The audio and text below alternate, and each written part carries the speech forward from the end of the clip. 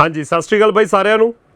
बच्चे success tree Punjab के YouTube channel पर स्वागत है तुहाडा सारिਆਂ ਦਾ।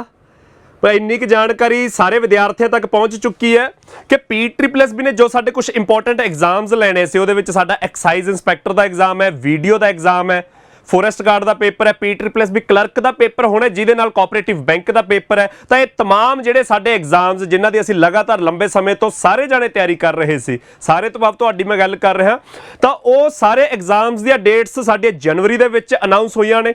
अज तो 3-4 महीने बाद वो एग्जाम होने। इस तो बिना PPSC का सीनियर असिस्टेंट का एग्जाम उहदी हले डेट अनाउंस होनी, तो जनवरी या फरवरी दे विच वो एग्जाम देखांगे। तो फिर कुछ होर महकमे ने जिन्हां दियां भर्तियां निकलनियां ने। पंजाब सरकार के नुमाइंदे बार बार पटवारी के पेपर की गल कर रहे हैं कि 700 तो 800 भर्तियां निकलणगियां। सब इंस्पैक्टर का एक पेपर तो अक्तूबर दे विच हो रहा जो पिछले साल कैंसल हो गया सी।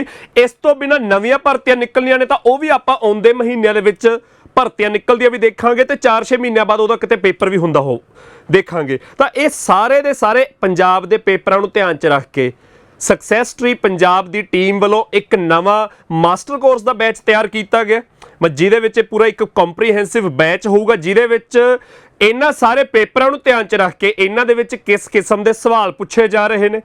ਜਿਹੜੇ ਬੱਚਿਆਂ ਨੇ ਤਾਂ ਤਿਆਰੀ ਹੀ ਨਹੀਂ ਕੀਤੀ ਉਹਨਾਂ ਨੂੰ ਪੂਰਾ ਸਿਲੇਬਸ ਕਰਵਾਉਣਾ, ਐਗਜ਼ਾਮ ਓਰੀਐਂਟਡ ਤਿਆਰੀ ਕਰਾਉਣੀ, ਤੇ ਜਿਹੜੇ ਬੱਚਿਆਂ ਨੇ ਕਦੇ ਤਿਆਰੀ ਕੀਤੀ ਹੋਈ ਹੈ ਪਰ ਕਿਤੇ ਨਾ ਕਿਤੇ ਕਮੀ ਰਹਿਣ ਕੇ ਕਰਕੇ 1.5-2 ਨੰਬਰ ਤੇ ਆਪਣੀ ਕੱਟ ਆਫ ਕਲੀਅਰ ਹੋਣੋਂ ਰਹਿ ਜਾਂਦੀ ਹੈ, ਤਾਂ ਉਹਨਾਂ ਨੂੰ ਐਗਜ਼ਾਮ ਓਰੀਐਂਟਡ ਤੇ ਐਗਜ਼ਾਮ ਦੇ ਲੈਵਲ ਨੂੰ ਮੀਟ ਕਰਦੀ ਹੋਈ ਤਿਆਰੀ ਕਰਾਉਣੀ। ਤਾਂ ਇਹ ਪੂਰੇ ਦਾ ਪੂਰਾ ਇੱਕ ਕੰਪਰੀਹੈਂਸਿਵ ਕੋਰਸ ਤਿਆਰ ਕੀਤਾ ਗਿਆ।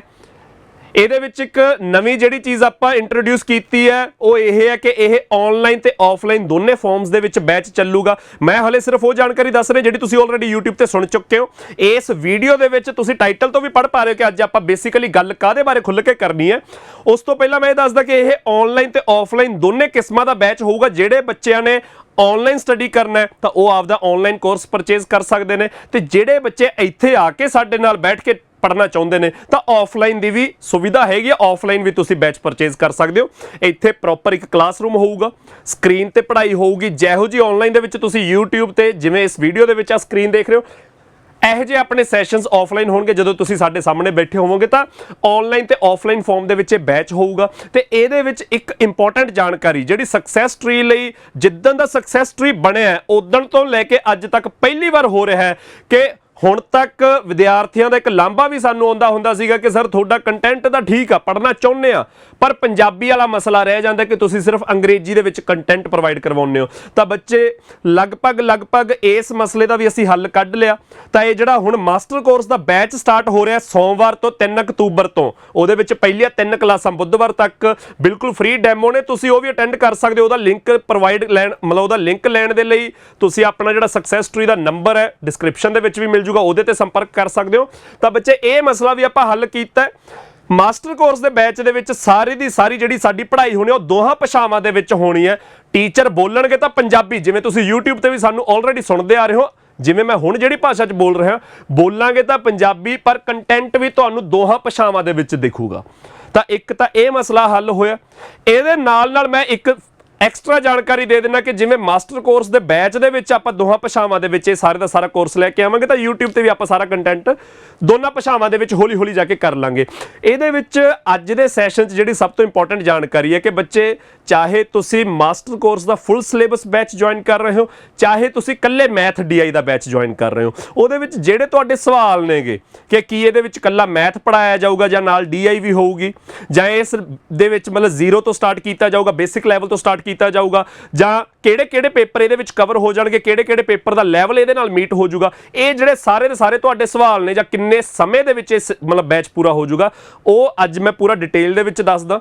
ਤੇ ਸਿਰਫ ਇੰਨਾ ਨਹੀਂ ਸਮਝਾਊਂਗਾ ਕਿ ਮੈਂ ਪੜਾਊਂਗਾ ਕਿਵੇਂ, ਮੈਂ ਬਿਲਕੁਲ ਇਸ ਫਾਰਮੈਟ ਦੇ ਵਿੱਚ ਗੱਲ ਕਰੂੰਗਾ ਕਿ ਭਾਈ ਕੱਲ ਨੂੰ ਜਿਹੜਾ ਮਰਜ਼ੀ ਸਾਡਾ ਪੇਪਰ ਹੋ ਜੇ, ਉਹ ਚਾਹੇ PPSC ਵੱਲੋਂ ਕੰਡਕਟ ਕੀਤਾ ਜਾ ਰਿਹਾ, PSSB ਵੱਲੋਂ ਕੰਡਕਟ ਕੀਤਾ ਜਾ ਰਿਹਾ, ਪੰਜਾਬ ਪੁਲਿਸ ਦਾ ਆਪਣਾ ਰਿਕਰੂਟਮੈਂਟ ਬੋਰਡ ਹੈ, ਕੋਈ ਤੀਜੀ ਬੋਡੀ ਆ ਕੇ ਪੇਪਰ ਲੈ ਰਹੀ ਆ, ਜਿਹਦੇ ਵੱਲੋਂ ਮਰਜ਼ੀ ਜਿਹੜੇ ਮਰਜ਼ੀ ਮਹਿਕਮੇ ਦਾ ਪੇਪਰ ਹੋਵੇ, ਮੈਥ ਦੇ ਵਿੱਚ ਅਸੀਂ ਫੁੱਲ ਨੰਬਰ ਲੈ ਸਕੀਏ, 30 ਕੁਐਸਚਨ ਆ ਰਹੇ ਤਾਂ 30/30 ਲੈ ਸਕੀਏ, 20 ਆ ਰਹੇ ਤਾਂ 20/20 ਲੈ ਸਕੀਏ। ਖਾਸ ਕਰਕੇ ਆਪਾਂ ਗੱਲ ਕਰਾਂਗੇ ਕਿ ਬੱਚੇ ਆ ਪਿਛਲੇ 1-1.5 ਸਾਲ ਦੇ ਵਿੱਚ ਜਦੋਂ ਦੇ ਕਾਫੀ ਐਗਜ਼ਾਮਸ ਆਪਾਂ ਵਿਟਨੈਸ ਕੀਤੇ ਆ, ਉਹਦੇ ਵਿੱਚ ਸਭ ਤੋਂ ਔਖਾ ਐਗਜ਼ਾਮ ਜੇ ਦੇਖਣਾ ਆਪਣੇ ਸਬਜੈਕਟ ਦੀ ਗੱਲ ਹੋ ਰਹੀ ਆ, ਸਭ ਤੋਂ ਔਖਾ ਜੇ ਐਗਜ਼ਾਮ ਦੇਖਣਾ ਤਾਂ ਨੈਬ ਤਹਿਸੀਲਦਾਰ ਦਾ ਸੀ। ਤਾਂ ਨੈਬ ਤਹਿਸੀਲਦਾਰ ਦੇ ਪੇਪਰ ਦਾ ਵੀ ਆਪਾਂ ਥੋੜਾ ਜਿਹਾ ਐਨਾਲਿਸਿਸ ਕਰਾਂਗੇ। ਹਰ ਇੱਕ ਸਬਜੈਕਟ ਦਾ ਮਤਲਬ ਆਪਣੇ ਪੂਰੇ ਸਬਜੈਕਟ ਦੇ ਵਿੱਚ ਹਰ ਇੱਕ ਟਾਈਪ ਦਾ ਹਰ ਇੱਕ ਚੈਪਟਰ ਦਾ ਪੂਰਾ ਐਨਾਲਿਸਿਸ ਕਰਾਂਗੇ ਤੇ ਇਹ ਪੂਰਾ ਚੈਪਟਰ ਮੈਂ ਕਦੋਂ ਸ਼ੁਰੂ ਕਰਾ ਕੇ ਕਦੋਂ ਨਿਬੇੜੂੰਗਾ ਮੈਂ ਉਹ ਇੱਕ ਦਿਨ ਦਾ ਹਿਸਾਬ ਇਸ ਸੈਸ਼ਨ ਦੇ ਵਿੱਚ ਤੁਹਾਡੇ ਨਾਲ ਸਾਂਝਾ ਕਰੂੰਗਾ। ਤਾਂ ਬੱਚੇ ਪਹਿਲਾਂ ਆਪਾਂ ਜੇ ਸਿਲੇਬਸ ਦੀ ਗੱਲ ਕਰੀਏ ਤਾਂ ਮੋٹے ਰੂਪ ਦੇ ਵਿੱਚ ਦੋ ਤਰ੍ਹਾਂ ਦੇ ਵਿਦਿਆਰਥੀ ਨੇ। ਇੱਕ ਤਾਂ ਉਹ ਜਿਨ੍ਹਾਂ ਨੇ ਕਦੇ ਵੀ ਤਿਆਰੀ ਸ਼ੁਰੂ ਕੀਤੀ ਸੀ, ਲਗਾਤਾਰ ਤਿਆਰੀ ਕੀਤੀ, ਪੇਪਰ ਦਿੰਦੇ ਗਏ, ਇਸ ਮੋੜ ਤੇ ਆ ਕੇ ਖੜੇ ਹੋ ਗਏ ਕਿ ਭਾਈ ਹੁਣ 2-4 ਨੰਬਰ ਤੇ ਕੱਟ ਆਫ ਰਹਿ ਜਾਂਦੇ ਪਰ ਤਿਆਰੀ ਚੰਗੀ ਹੋ ਗਈ। ਤਾਂ ਉਹ ਜਿਹੜੀ ਕਮੀ ਪੇਸ਼ੀ ਆ ਰਹੀ ਹੈ ਕਿ 2-4 ਨੰਬਰ ਹੀ ਨਹੀਂ, ਉਹ ਗੈਪ ਹੀ ਨਹੀਂ ਪੂਰਾ ਹੋ ਰਿਹਾ, ਉਹੀ ਨਹੀਂ ਕਦੇ ਖਤਮ ਹੁੰਦੇ, ਹਰ ਵਾਰ 2-2 2.5 ਨੰਬਰ ਤੇ ਸਾਡਾ ਪੇਪਰ ਰਹਿ ਜਾਂਦਾ ਹੈ। ਤਾਂ ਉਹਨਾਂ ਦੀ ਉਹ ਤਿਆਰੀ ਕਰਵਾਉਣੀ ਕਿ ਅੱਗੇ ਤੋਂ ਉਹ ਸਾਡੇ ਮਤਲਬ ਜਿੰਨੇ ਐਗਜ਼ਾਮਸ ਦੇਣਗੇ ਉਹ ਕਲੀਅਰ ਕਰ ਸਕਣ।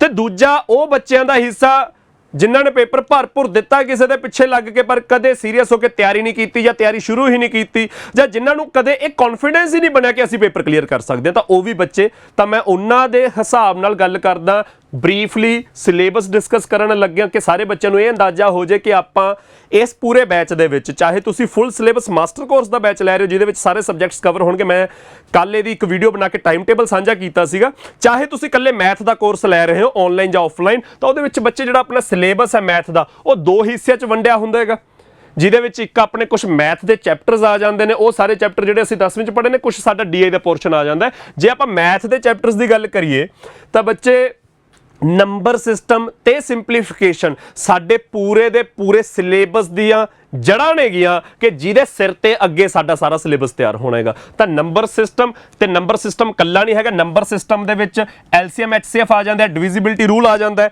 ਯੂਨਿਟ ਡਿਜਿਟ ਆ ਜਾਂਦਾ ਹੈ, ਰਿਮਾਈਂਡਰ ਥਿਓਰਮ ਆ ਜਾਂਦੀ ਹੈ, ਸਟੇਟਮੈਂਟ ਬੇਸਡ ਕੁਐਸਚਨਸ ਆ ਜਾਂਦੇ ਨੇ। ਆ ਜਿਹੜੇ ਸਾਡੇ तमाम ਟਾਈਪਸ ਨੇਗੇ।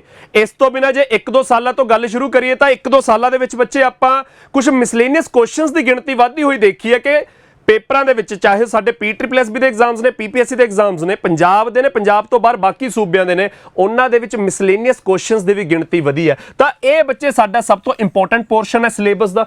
ਫਿਰ ਇਸ ਤੋਂ ਬਾਅਦ ਇੱਕ ਕਰਕੇ ਜਿਹੜੇ ਸਾਡੇ ਸਾਰੇ ਚੈਪਟਰਸ ਨੇ ਉਹਦੇ ਵਿੱਚ ਪਰਸੈਂਟੇਜ ਤੇ ਰੇਸ਼ੀਓ ਸਾਡੇ 2 ਬਹੁਤ ਇੰਪੋਰਟੈਂਟ ਚੈਪਟਰਸ ਨੇ। ਇੰਨੇ ਕਿ ਇੰਪੋਰਟੈਂਟ ਚੈਪਟਰਸ ਨੇ ਕਿ ਇਹਨਾਂ ਤੋਂ ਬਾਅਦ ਜਿਹੜਾ ਸਾਰਾ ਸਿਲੇਬਸ ਹੈ, ਉਹ ਪਰਸੈਂਟ ਰੇਸ਼ੀਓ ਦੇ ਉੱਤੇ ਬੇਸਡ ਆ। ਅਸੀਂ ਸਕੂਲ ਦੇ ਵਿੱਚ ਸਿੰਪਲ ਕੰਪਾਊਂਡ ਇੰਟਰਸਟ ਪੜ੍ਹਿਆ, ਅਸੀਂ ਸਕੂਲ ਦੇ ਵਿੱਚ ਟਾਈਮ ਸਪੀਡ ਡਿਸਟੈਂਸ ਪੜ੍ਹਿਆ, ਟਾਈਮ ਐਂਡ ਵਰਕ ਪੜ੍ਹਿਆ, ਮੈਂਸੂਰੇਸ਼ਨ 2D ਵੀ ਪੜ੍ਹੀ ਹੈ, ਮੈਂਸੂਰੇਸ਼ਨ 3D ਵੀ ਪੜ੍ਹੀ ਹੈ, ਐਵਰੇਜ ਪੜ੍ਹਿਆ, ਏਜਿਸ ਜਾਂ ਪਾਰਟਨਰਸ਼ਿਪ ਪੜ੍ਹਿਆ। ਤਾਂ ਉਹ ਸਾਰੇ ਐਗਜ਼ਾਮ ਮਤਲਬ ਸਾਰੇ ਚੈਪਟਰ ਜਿਹੜੇ ਆਪਾਂ ਸਕੂਲ 'ਚ ਪੜ੍ਹੇ ਨੇ ਉਹ ਸਾਰੇ ਦੇ ਸਾਰੇ ਬੱਚੇ ਆਪਣੇ ਫੁੱਲ ਸਿਲੇਬਸ ਦਾ ਪਾਰਟ ਨੇ। ਇੱਕ ਚੈਪਟਰ ਆਪਾਂ ਕਵਰ ਕਰਨਾ ਹੈ ਤੇ ਸਾਰੇ ਦੇ ਸਾਰੇ ਚੈਪਟਰ ਕੀ ਨੇ, ਪਰਸੈਂਟੇਜ ਤੇ ਰੇਸ਼ੀਓ ਦੇ ਉੱਤੇ ਬੇਸਡ ਨੇ। ਅਸੀਂ ਏਜਿਸ ਪਾਰਟਨਰਸ਼ਿਪ ਦੇਖਦੇ ਆ ਤਾਂ ਇਹ ਰੇਸ਼ੀਓ ਦੇ ਉੱਤੇ ਬੇਸਡ ਚੈਪਟਰ ਨੇ। ਸਿੰਪਲ ਤੇ ਕੰਪਾਊਂਡ ਇੰਟਰਸਟ ਦੋਨੇ ਪਰਸੈਂਟੇਜ ਬੇਸਡ ਚੈਪਟਰ ਹੈ। ਟਾਈਮ ਐਂਡ ਵਰਕ ਦੇ ਵਿੱਚ ਮੋٹے ਰੂਪ ਦੇ ਵਿੱਚ ਰੇਸ਼ੀਓ ਚੱਲਦਾ ਪਰ ਪਰਸੈਂਟੇਜ ਦੇ ਉੱਤੇ ਬੇਸਡ ਵੀ ਕੁਐਸਚਨ ਬਣ ਜਾਂਦੇ ਨੇ। ਟਾਈਮ ਐਂਡ ਵਰਕ ਕੱਲਾ ਨਹੀਂ ਚੱਲੂਗਾ, ਉਹਦੇ ਵਿੱਚ ਚੇਨ ਰੂਲ ਵਾਲੇ ਕੁਐਸਚਨਸ ਵੀ ਚੱਲਣਗੇ।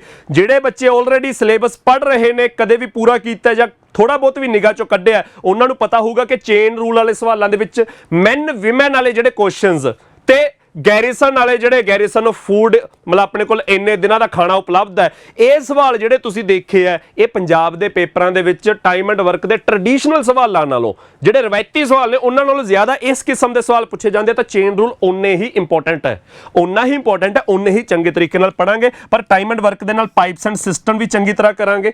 ਹੁਣ ਦਾ ਜਿਹੜਾ ਇਸ ਸਾਲ ਦਾ ਸਾਡਾ ਤਜਰਬਾ ਹੈ, ਨੈਬ ਤਹਿਸੀਲਦਾਰ ਦਾ ਪੇਪਰ ਮਈ ਮਹੀਨੇ ਦੇ ਵਿੱਚ ਆਪਾਂ ਦੇਖਿਆ, ਹੁਣੇ ਇਸੇ ਮਹੀਨੇ ਆਪਾਂ ਕੋਆਪਰੇਟਿਵ ਇੰਸਪੈਕਟਰ ਦਾ ਪੇਪਰ ਦੇਖਿਆ। ਦੋਨਾਂ ਪੇਪਰਾਂ 'ਚ ਪਾਈਪਸ ਐਂਡ ਸਿਸਟਮ 'ਚੋਂ ਇੱਕ ਕੁਐਸਚਨ ਆਇਆ ਹੋਏਗਾ। ਸੋ ਇਸ ਕਰਕੇ ਪਾਈਪਸ ਐਂਡ ਸਿਸਟਮ ਹੈਗਾ, time and work the he part ਹੈ ਪਰ ਇੰਪੋਰਟੈਂਟ ਹੈ। ਇਹਦੇ ਨਾਲ ਬੱਚੇ ਐਵਰੇਜ, ਬੇਸਿਕ ਤੇ ਇੰਪੋਰਟੈਂਟ ਚੈਪਟਰ ਹੈ। ਮਿਕਸਚਰ ਐਲੀਗੇਸ਼ਨ ਸਾਰੇ ਦਾ ਸਾਰਾ ਚੈਪਟਰ ਰੇਸ਼ੀਓ ਦੇ ਉੱਤੇ ਬੇਸਡ ਹੈ। ਮਤਲਬ ਮਿਕਸਚਰ ਐਲੀਗੇਸ਼ਨ ਚੈਪਟਰ ਇਹੋ ਜਿਹਾ ਹੈ ਕਿ ਜੇ ਤੁਸੀਂ ਇਹਨੂੰ ਆਪਣੇ ਆਪ 'ਚ ਚੈਪਟਰ ਮੰਨੋ ਹੀ ਨਾ ਤਾਂ ਬੱਚੇ ਪੂਰੀ ਦੀ ਪੂਰੀ ਰੇਸ਼ੀਓ ਦੀ ਯੂਨਿਟ ਹੈ। ਪੂਰੇ ਦਾ ਪੂਰਾ ਰੇਸ਼ੀਓ ਹੀ ਮਿਕਸਚਰ ਐਲੀਗੇਸ਼ਨ ਦੇ ਵਿੱਚ ਆਪਾਂ ਫਰੋਲ ਦੇਣਾ ਹੁੰਦਾ। ਫਿਰ ਬੱਚੇ ਪ੍ਰੋਫਿਟ ਲੋਸ ਸਕੂਲ 'ਚ ਸਾਰੇ ਬੱਚਿਆਂ ਨੇ ਪੜ੍ਹਿਆ ਹੋਇਆ। ਪ੍ਰੋਫਿਟ ਲੋਸ ਸਾਰੇ ਦਾ ਸਾਰਾ ਚੈਪਟਰ ਪਰਸੈਂਟੇਜ ਤੇ ਰੇਸ਼ੀਓ ਦੋਨਾਂ ਦੇ ਫੰਕਸ਼ਨਾਂ ਦੇ ਉੱਤੇ ਖੜਾ ਹੈ। ਪ੍ਰੋਫਿਟ ਲੋਸ ਦੇ ਵਿੱਚ ਇੱਕ ਵੀ ਸਵਾਲ ਨਹੀਂ ਹੋਊਗਾ ਜਿਹਦੇ ਵਿੱਚ ਤੁਸੀਂ ਪਰਸੈਂਟੇਜ ਜਾਂ ਰੇਸ਼ੀਓ ਦਾ ਕੋਈ ਫੰਕਸ਼ਨ ਨਹੀਂ ਵਰਤਿਆ ਹੈਗਾ। ਸੋ ਸਾਰੇ ਦਾ ਸਾਰਾ ਚੈਪਟਰ ਤਾਂ ਆਪਣਾ ਸਾਰਾ ਸਿਲੇਬਸ ਮੋٹے ਰੂਪ 'ਚ ਜਿਹੜੀ ਆਪਾਂ ਗੱਲ ਕਰ ਰਹੇ ਹਾਂ, ਸਾਰਾ ਹੀ ਸਿਲੇਬਸ ਪਰਸੈਂਟ ਰੇਸ਼ੀਓ ਦੇ ਉੱਤੇ ਬੇਸਡ ਹੈ। ਟਾਈਮ ਸਪੀਡ ਡਿਸਟੈਂਸ ਆ ਗਿਆ ਤੇ ਕੱਲਾ ਟਾਈਮ ਸਪੀਡ ਡਿਸਟੈਂਸ ਨਹੀਂ ਹੁੰਦਾ, ਇਹਦੇ ਨਾਲ ਬੱਚੇ ਟ੍ਰੇਨਸ ਵੀ ਪੜ੍ਹਦੇ ਆ, ਇਹਦੇ ਨਾਲ ਆਪਾਂ ਬੋਟਸ ਐਂਡ ਸਟਰੀਮਸ ਵੀ ਪੜ੍ਹਦੇ ਆ। ਇਹ ਵੀ ਸਾਡਾ time end time speed distance ਦਾ ਹੀ ਪਾਰਟ ਹੈ। ਤਾਂ ਇਹ ਸਾਰੇ ਦੇ ਸਾਰੇ ਚੈਪਟਰ ਵੀ ਸਾਡੇ ਕੀ ਨੇ, ਰੇਸ਼ੀਓ ਦੇ ਉੱਤੇ ਬੇਸਡ ਨੇ। ਪ੍ਰੋਬੇਬਿਲਿਟੀ ਇੰਪੋਰਟੈਂਟ ਹੈ ਪੰਜਾਬ ਦੇ ਪੇਪਰਾਂ ਦੇ ਹਿਸਾਬ ਨਾਲ ਗੱਲ ਕਰੀਏ। ਪਰਮਿਟੇਸ਼ਨ ਕੰਬੀਨੇਸ਼ਨ ਦੇ ਵਿੱਚੋਂ ਕੁਐਸਚਨਸ ਇੱਕ ਆ ਹੀ ਰਹੇਗਾ। ਮੈਂ ਥੋੜਾ ਕਨਕਰੀਟ ਦੱਸੂਗਾ ਕਿ ਕਿਹੜੇ ਪੇਪਰ 'ਚ ਕਿਹੜੇ ਚੈਪਟਰ 'ਚੋਂ ਕਿੰਨੇ ਸਵਾਲ ਆਏ। ਮੈਂਸੂਰੇਸ਼ਨ 2D ਤੇ 3D, ਬੱਚੇ 2D ਤੇ 3D, 2 ਡਾਇਮੈਂਸ਼ਨਲ ਤੇ 3 ਡਾਇਮੈਂਸ਼ਨਲ ਮੈਂਸੂਰੇਸ਼ਨ ਵੀ ਇੰਪੋਰਟੈਂਟ ਹੈ। ਤਾਂ ਇਹ ਬੱਚੇ ਆਪਣਾ ਮੈਥ ਦਾ ਸਾਰਾ ਸਿਲੇਬਸ ਆ। ਪੰਜਾਬ ਦੇ ਪੇਪਰਾਂ ਦੀ ਗੱਲ ਕਰੀਏ, ਜਿਹੜਾ ਵੀ ਪੇਪਰ ਸਭ ਤੋਂ ਪਹਿਲਾਂ ਦਿਮਾਗ ਦੇ ਵਿੱਚ ਆ ਗਿਆ, ਜਿਹੜੇ ਮਰਜ਼ੀ ਪੇਪਰ ਦੀ ਗੱਲ ਕਰੀਏ, ਜੇ ਆਪਾਂ 2022 ਦੇ ਵਿੱਚ ਖੜ ਕੇ ਗੱਲ ਕਰਦੇ ਆ ਤਾਂ ਕਿਸੇ ਬੱਚੇ ਨੇ ਇੱਥੇ ਤੱਕ ਸਿਲੇਬਸ ਨੂੰ ਸੀਮਤ ਨਹੀਂ ਕਰਨਾ, ਕਿਉਂਕਿ ਆਪਾਂ ਚਾਹੇ PPSC ਚਾਹੇ PSSB ਦੇ ਜੇ ਟ੍ਰੈਂਡ ਨੂੰ ਦੇਖੀਏ, ਜਿਹੜਾ ਉਹਦਾ ਟ੍ਰੈਂਡ ਚੇਂਜ ਹੁੰਦਾ ਜਾ ਰਿਹਾ, ਜੇ ਉਹਨੂੰ ਧਿਆਨ ਨਾਲ ਦੇਖੀਏ ਤਾਂ ਬੱਚੇ ਆਪਣਾ ਜਿੰਨਾ ਮੈਥ ਇੰਪੋਰਟੈਂਟ ਹੈ ਓਨੀ ਹੀ ਅੱਜ ਕੱਲ DI ਇੰਪੋਰਟੈਂਟ ਆ। ਤਾਂ ਨੈਬ ਤਹਿਸੀਲਦਾਰ ਦਾ ਪੇਪਰ ਆਪਾਂ ਹੁਣੇ 4 ਮਹੀਨੇ ਪਹਿਲਾਂ ਦਿੱਤਾ, ਕੋਆਪਰੇਟਿਵ ਦਾ ਪੇਪਰ ਤਾਂ ਜਮਾ 20 ਦਿਨ ਪਹਿਲਾਂ ਹੀ ਹੋਏਗਾ। ਸਾਰੇ ਪੇਪਰਾਂ ਦੇ ਵਿੱਚ, ਹਾਲਾਂਕਿ PSSB ਪਿਛਲੇ ਸਾਲ ਆਪਾਂ ਕੋਆਪਰੇਟਿਵ ਬੈਂਕ ਦਾ ਅਗਸਤ ਦੇ ਵਿੱਚ, ਅੱਜ ਤੋਂ ਸਵਾ ਸਾਲ ਪਹਿਲਾਂ ਪੇਪਰ ਹੋਇਆ ਸੀਗਾ, ਉਹਦੀ ਗੱਲ ਕਰ ਲੈਂਦੇ ਆ। DI PSSB ਨੇ ਵੀ ਪਾਉਣੀ ਸ਼ੁਰੂ ਕੀਤੀ ਹੈ। PPSC ਨੇ DI ਪਹਿਲਾਂ ਤੋਂ ਪਾਉਂਦੇ ਸੀ, ਉਹਦਾ ਲੈਵਲ ਵਧਾਇਆ, ਉਹਦੀ ਗਿਣਤੀ ਵਧਾਈ ਹੈ, ਜ਼ਿਆਦਾ ਸਵਾਲ ਪੁੱਛੇ ਜਾਣ ਲੱਗ ਗਏ। ਸੋ ਅੱਜ ਜਦੋਂ ਆਪਾਂ ਖੜ ਕੇ ਇਹ ਗੱਲ ਕਰ ਰਹੇ ਤਾਂ ਬੱਚੇ ਜਿੰਨਾ ਆਪਣਾ ਮੈਥ ਦਾ ਇਹ ਪੋਰਸ਼ਨ ਇੰਪੋਰਟੈਂਟ ਹੈ ਓਨੀ ਹੀ ਸਾਡੀ DI ਇੰਪੋਰਟੈਂਟ ਹੈ। DI ਦੇ ਵਿੱਚ ਬੱਚੇ ਵੈਸੇ ਤਾਂ ਇੱਕ ਇੱਕ ਕਰਕੇ ਸਾਰੇ ਟੇਬਲਸ, ਗ੍ਰਾਫ, ਚਾਰਟਸ ਕਰਾਂਗੇ। ਸਭ ਤੋਂ ਪਹਿਲਾਂ ਆਪਾਂ DI ਦੇ ਵਿੱਚ ਕੁਝ ਵੀ ਪੜਨ ਤੋਂ ਪਹਿਲਾਂ ਕੈਲਕੂਲੇਸ਼ਨਸ ਕਵਰ ਕਰਾਂਗੇ। ਉਹ ਮੈਂ ਦੱਸੂਗਾ ਆਪਾਂ ਕੀ ਕੁਝ ਕਿਵੇਂ ਪੜਨਾ ਹੈ। ਕੈਲਕੂਲੇਸ਼ਨਸ ਦੇ ਉੱਤੇ ਬੇਸਡ ਬੱਚੇ ਸਾਡੀ ਸਾਰੀ DI ਹੋਊਗੀ, ਜਿਹਦੇ ਵਿੱਚ data table, bar graph, pie chart, line chart, mix chart ਆਪਣੇ ਆਪ 'ਚ ਕੁਝ ਨਹੀਂ ਹੈਗਾ। ਜਿਹੜੇ ਪਹਿਲੇ 4 ਟਾਈਪ ਨੇ, data table, bar graph, line chart ਤੇ ਪਾਈ ਚਾਰਟ, ਉਹਨਾਂ ਚਾਰਾਂ ਨੂੰ ਰਲਾ ਕੇ ਸਾਡਾ ਮਿਕਸ ਚਾਰਟ ਬਣ ਜਾਂਦਾ। ਤਾਂ ਬੱਚੇ ਮਿਕਸ ਚਾਰਟ ਦੇ ਉੱਤੇ ਬੇਸਡ ਕੁਐਸਚਨ ਵੀ ਆਮ ਤੌਰ ਤੇ ਦੇਖੇ ਗਏ ਨੇ ਪੰਜਾਬ ਦੇ ਪੇਪਰਾਂ 'ਚ, ਇਹਨਾਂ ਦੀ ਆਪਾਂ ਚੰਗੀ ਤਰ੍ਹਾਂ ਤਿਆਰੀ ਕਰਦੇ ਹਾਂ। ਫਿਰ ਬੱਚੇ ਮਿਸਿੰਗ DI ਜੇ 2019 ਦੀ ਗੱਲ ਕਰੀਏ, 3 ਸਾਲ ਪਹਿਲਾਂ ਤੱਕ ਦੀ ਗੱਲ ਕਰੀਏ, ਪੰਜਾਬ ਦੇ ਕਿਸੇ ਵਿਦਿਆਰਥੀ ਨੇ ਸੋਚਿਆ ਨਹੀਂ ਸੀ ਹੈਗਾ, ਵਿਦਿਆਰਥੀ ਛੱਡੋ ਅਧਿਆਪਕਾਂ ਨੇ ਨਹੀਂ ਕਿਆਸਰਾਈਆਂ ਲਾਈਆਂ ਸੀ ਵੀ ਕਦੇ ਪੰਜਾਬ ਦੇ ਵਿੱਚ 2-3 ਸਾਲਾਂ ਦੇ ਵਿੱਚ ਮਿਸਿੰਗ DI ਦੇਖਣ ਨੂੰ ਮਿਲੂਗੀ। ਮਿਸਿੰਗ DI ਬੈਂਕ ਦੇ ਪੇਪਰਾਂ 'ਚ ਜਿੱਥੇ ਥੋੜੀ ਜਿਹੀ ਜ਼ਿਆਦਾ ਚੰਗੀ DI ਆਉਂਦੀ ਹੈ, ਉੱਥੇ ਅੱਜ ਤੋਂ 5-6 ਸਾਲ ਪਹਿਲਾਂ ਸ਼ੁਰੂ ਹੋਈ ਸੀ 2016-17 ਤੋਂ ਬਾਅਦ। ਤਾਂ ਪੰਜਾਬ ਦੇ ਪੇਪਰਾਂ ਦੇ ਵਿੱਚ ਮਿਸਿੰਗ DI ਦੇ ਥੋੜੇ ਬਹੁਤ ਸਵਾਲ ਪੁੱਛੇ ਜਾਣੇ ਸ਼ੁਰੂ ਹੋਏ ਨੇਗੇ। ਸੋ ਆਪਾਂ ਆਉਂਦੇ ਸਮੇਂ ਦਾ ਅੰਦਾਜ਼ਾ ਲਾ ਸਕਦੇ ਹਾਂ ਕਿ ਮਿਸਿੰਗ DI ਦੀ ਗਿਣਤੀ ਵਧੂਗੀ, ਕੁਐਸਚਨਸ ਦਾ ਲੈਵਲ ਵਧੂਗਾ, ਥੋੜੀ ਜਿਹੀ ਕ੍ਰੀਏਟੀਵਿਟੀ ਵੀ ਵਧੂਗੀ। ਤਾਂ ਆਪਾਂ ਨੂੰ ਉਨੀ ਕੁ ਚੰਗੀ ਤਿਆਰੀ ਕਰਨੀ ਪਊਗੀ। ਤੇ ਬੱਚੇ ਪੰਜਾਬ ਦੇ ਪੇਪਰਾਂ ਦੇ ਵਿੱਚ, ਪੰਜਾਬ 'ਚ ਖਾਸ ਕਰਕੇ PPSC ਦੇ ਪੇਪਰਾਂ ਦੇ ਵਿੱਚ ਸਭ ਤੋਂ ਇੰਪੋਰਟੈਂਟ ਚੀਜ਼ ਕੇਸ ਸਟੱਡੀਜ਼ ਆ। ਜਿਹੜੇ ਬੱਚੇ ਇਸ ਸਾਲ ਲਗਾਤਾਰ ਤਿਆਰੀ ਕਰਦੇ ਰਹੇ, ਉਹਨਾਂ ਨੇ ਨੈਬ ਦਾ ਪੇਪਰ ਵੀ ਦਿੱਤਾ, ਉਹਨਾਂ ਨੇ ਕੋਆਪਰੇਟਿਵ ਇੰਸਪੈਕਟਰ ਦਾ ਪੇਪਰ ਵੀ ਦਿੱਤਾ, ਉਹ ਸਾਰੇ ਬੱਚਿਆਂ ਨੇ ਦੇਖਿਆ ਹੋਊਗਾ ਕਿ ਉਹਨਾਂ ਨੇ 2018 ਦਾ ਕੋਆਪਰੇਟਿਵ ਇੰਸਪੈਕਟਰ ਦਾ ਪੇਪਰ ਦੇਖਿਆ। ਉਹਦੇ ਵਿੱਚ DI ਦਾ ਜਿਹੜਾ ਕੁਐਸਚਨ ਕੇਸ ਸਟੱਡੀਜ਼ 'ਚੋਂ ਆਇਆ ਹੋਇਆ ਸੀ, ਉਹ ਕੁਐਸਚਨ ਨੂੰ ਸਾਰਿਆਂ ਨੇ ਤੰਗ ਕੀਤਾ। ਆਪਣੇ YouTube ਚੈਨਲ ਤੇ ਆਪਾਂ ਕਾਫੀ ਵਾਰ ਉਹ ਕੁਐਸਚਨ ਸੋਲਵ ਕੀਤਾ ਹੈਗਾ, ਹੋਰ YouTube ਚੈਨਲਸ ਤੇ ਵੀ ਤੁਹਾਨੂੰ ਉਨਾ ਹੀ ਮਿਲੂ ਜਿੰਨਾ ਇਸ ਚੈਨਲ ਤੇ ਮਿਲੂਗਾ। ਉਹ ਕੁਐਸਚਨ ਵਿਦਿਆਰਥੀਆਂ ਦੇ ਵਿੱਚ ਚਰਚਾ ਦਾ ਵਿਸ਼ਾ ਬਣਿਆ। ਉਸ ਕੁਐਸਚਨ ਨੂੰ ਸੋਲਵ ਕਰਨ ਦੇ, ਹੱਲ ਕਰਨ ਦੇ ਵੱਖੋ ਵੱਖਰੇ ਤਰੀਕੇ ਸਾਹਮਣੇ ਆਏ, ਸੌਖੇ, ਔਖੇ, ਆਸਾਨ ਸੀਗੇ, ਕੁਝ ਦੇਖਣ ਨੂੰ ਸੌਖੇ ਲੱਗਦੇ ਸੀ ਪਰ ਸੋਲਵ ਕਰਨ ਲੱਗੇ ਔਖੇ। ਮਤਲਬ ਉਸ ਕੁਐਸਚਨ ਨੇ ਇੰਨੀ ਕੁ ਸਾਡੀ ਅਟੈਂਸ਼ਨ ਗੇਨ ਕੀਤੀ ਕਿ ਸਾਨੂੰ ਪੂਰੀ ਦੀ ਪੂਰੀ DI ਦੇ ਨਾਲ ਕੇਸ ਸਟੱਡੀਜ਼ ਤੇ ਵੀ ਉਨਾ ਹੀ ਧਿਆਨ ਦੇਣਾ ਪਿਆ। ਫਿਰ ਇਸ ਸਾਲ ਜਦੋਂ ਅਸੀਂ ਨੈਬ ਤਹਿਸੀਲਦਾਰ ਦਾ ਪੇਪਰ ਦਿੱਤਾ, ਨੈਬ ਤਹਿਸੀਲਦਾਰ ਦੇ ਪੇਪਰ ਦੇ ਵਿੱਚ ਮੈਂ ਹਲੇ ਤੱਕ ਤਾਂ 2018 ਵਾਲੇ ਕੋਆਪਰੇਟਿਵ ਦੇ ਪੇਪਰ ਦਾ ਕੁਐਸਚਨ ਕਹਿ ਰਿਹਾ ਸੀ। ਇਸ ਸਾਲ ਨੈਬ ਤਹਿਸੀਲਦਾਰ ਦਾ ਪੇਪਰ ਹੋਇਆ 2022 ਦੇ ਵਿੱਚ, ਉਹਦੇ ਵਿੱਚ ਬਿਲਕੁਲ ਸੇਮ ਕੁਐਸਚਨ, ਉਹਦੇ ਨਾਲ ਮਿਲਦਾ ਜੁਲਦਾ ਕੁਐਸਚਨ ਪੇਪਰ 'ਚ ਆ ਗਿਆ। ਸੋ ਕੇਸ ਸਟੱਡੀਜ਼ ਦੇ ਵਿੱਚ 2 ਤਰ੍ਹਾਂ ਦੇ ਸਵਾਲ ਬਣਦੇ ਆ ਬੱਚੇ, ਜਿਹੜੇ ਆ ਪੇਪਰ ਦੇ ਵਿੱਚ ਆ ਰਹੇ ਨੇ, ਜਿਹੜੇ ਸਾਡੇ ਚਰਚਾ ਦਾ ਵਿਸ਼ਾ ਬਣ ਰਹੇ ਨੇ, ਉਹ ਸਾਡੇ ਵੈਨ ਡਾਇਗਰਾਮ ਵਾਲੇ ਕੁਐਸਚਨ ਹੁੰਦੇ ਆ।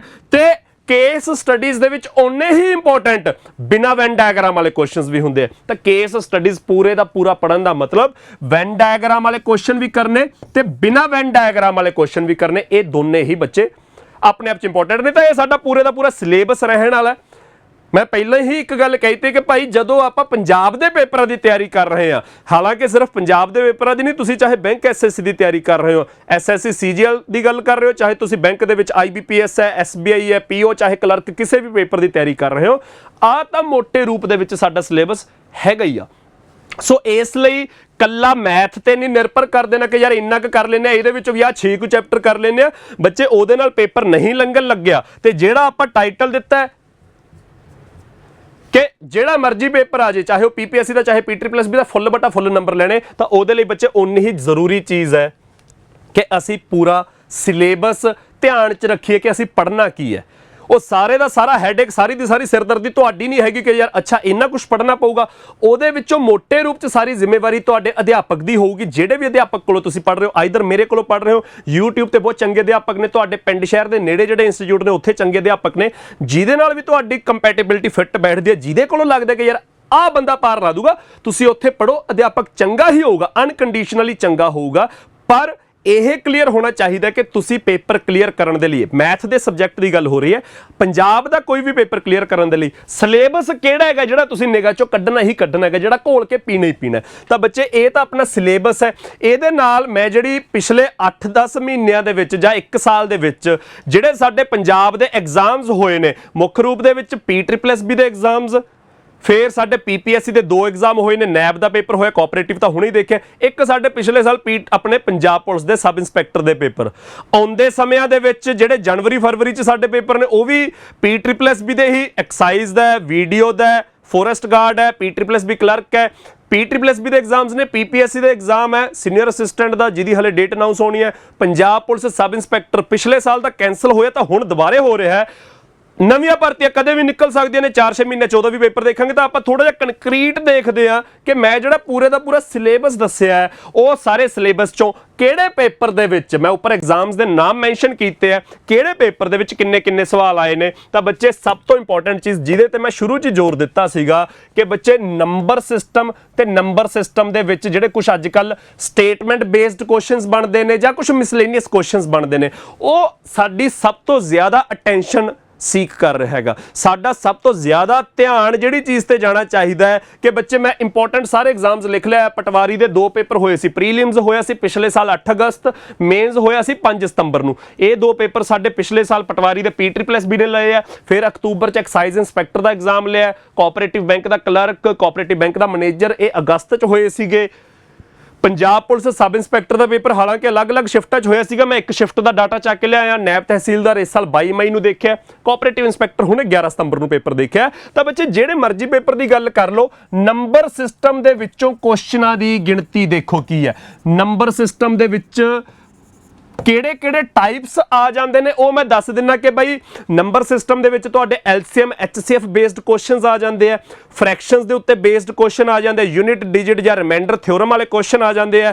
ਪਿਛਲੇ ਸਾਲ ਪਟਵਾਰੀ ਦੇ ਪ੍ਰੀਲਿਮਸ ਦੇ ਪੇਪਰ ਦੇ ਵਿੱਚ ਐਲਜੈਬਰਿਕ ਐਕਸਪ੍ਰੈਸ਼ਨ ਵਾਲਾ ਕੁਐਸਚਨ ਪੁੱਛ ਲਿਆ ਸੀ, ਅੱਧੇ ਪੰਜਾਬ ਨੂੰ ਨਹੀਂ ਸੀ ਆਉਂਦਾ ਹੈਗਾ ਕਿਉਂਕਿ ਪੰਜਾਬ 'ਚੋਂ ਕਾਮਨਲੀ ਪੁੱਛਿਆ ਹੀ ਨਹੀਂ ਗਿਆ ਕਦੇ। ਤਾਂ ਇਹ ਜਿਹੜਾ ਟ੍ਰੈਂਡ ਹੁਣ ਚੇਂਜ ਹੋ ਰਿਹਾ ਹੈਗਾ ਇਹਨਾਂ 1-2 ਸਾਲਾਂ ਦੇ ਵਿੱਚ, ਉਹਦੇ ਹਿਸਾਬ ਨਾਲ ਤਿਆਰੀ ਕਰਨੀ ਇਸ ਕਰਕੇ ਵੀ ਲਾਜ਼ਮੀ ਹੋ ਜਾਂਦੀ ਹੈ ਕਿ ਉਹਨਾਂ ਨੇ ਹੁਣ ਬੈਕਫੁੱਟ ਤੇ ਨਹੀਂ ਜਾਣਾ ਕਿ ਬਾਈ ਜਿਹੇ ਜਿਹੇ ਪੇਪਰ ਪਹਿਲਾਂ ਪਾਉਂਦੇ ਹੁੰਦੇ ਸੀਗੇ RS ਅਗਰਵਾਲ 'ਚ ਕੁਐਸਚਨ ਚੇਪ ਦਿੰਦੇ ਸੀ, ਦੁਬਾਰੇ ਚੇਪਣ ਲੱਗ ਜਾਓ। ਬੱਚੇ ਜਿਹੜੀ ਗੱਡੀ ਉਹਨਾਂ ਨੇ ਤੋਰ ਲਈ ਜਿਹੜੇ ਰਾਹ ਤੇ, ਸਾਨੂੰ ਤਿਆਰੀ ਉਸ ਰਾਹ ਤੇ ਕਰਨੀ ਪੈਣੀ ਹੈ, ਸਾਨੂੰ ਉਹਨਾਂ ਦੀ ਪੈੜ ਨੱਪਣੀ ਪੈਣੀ ਹੈ।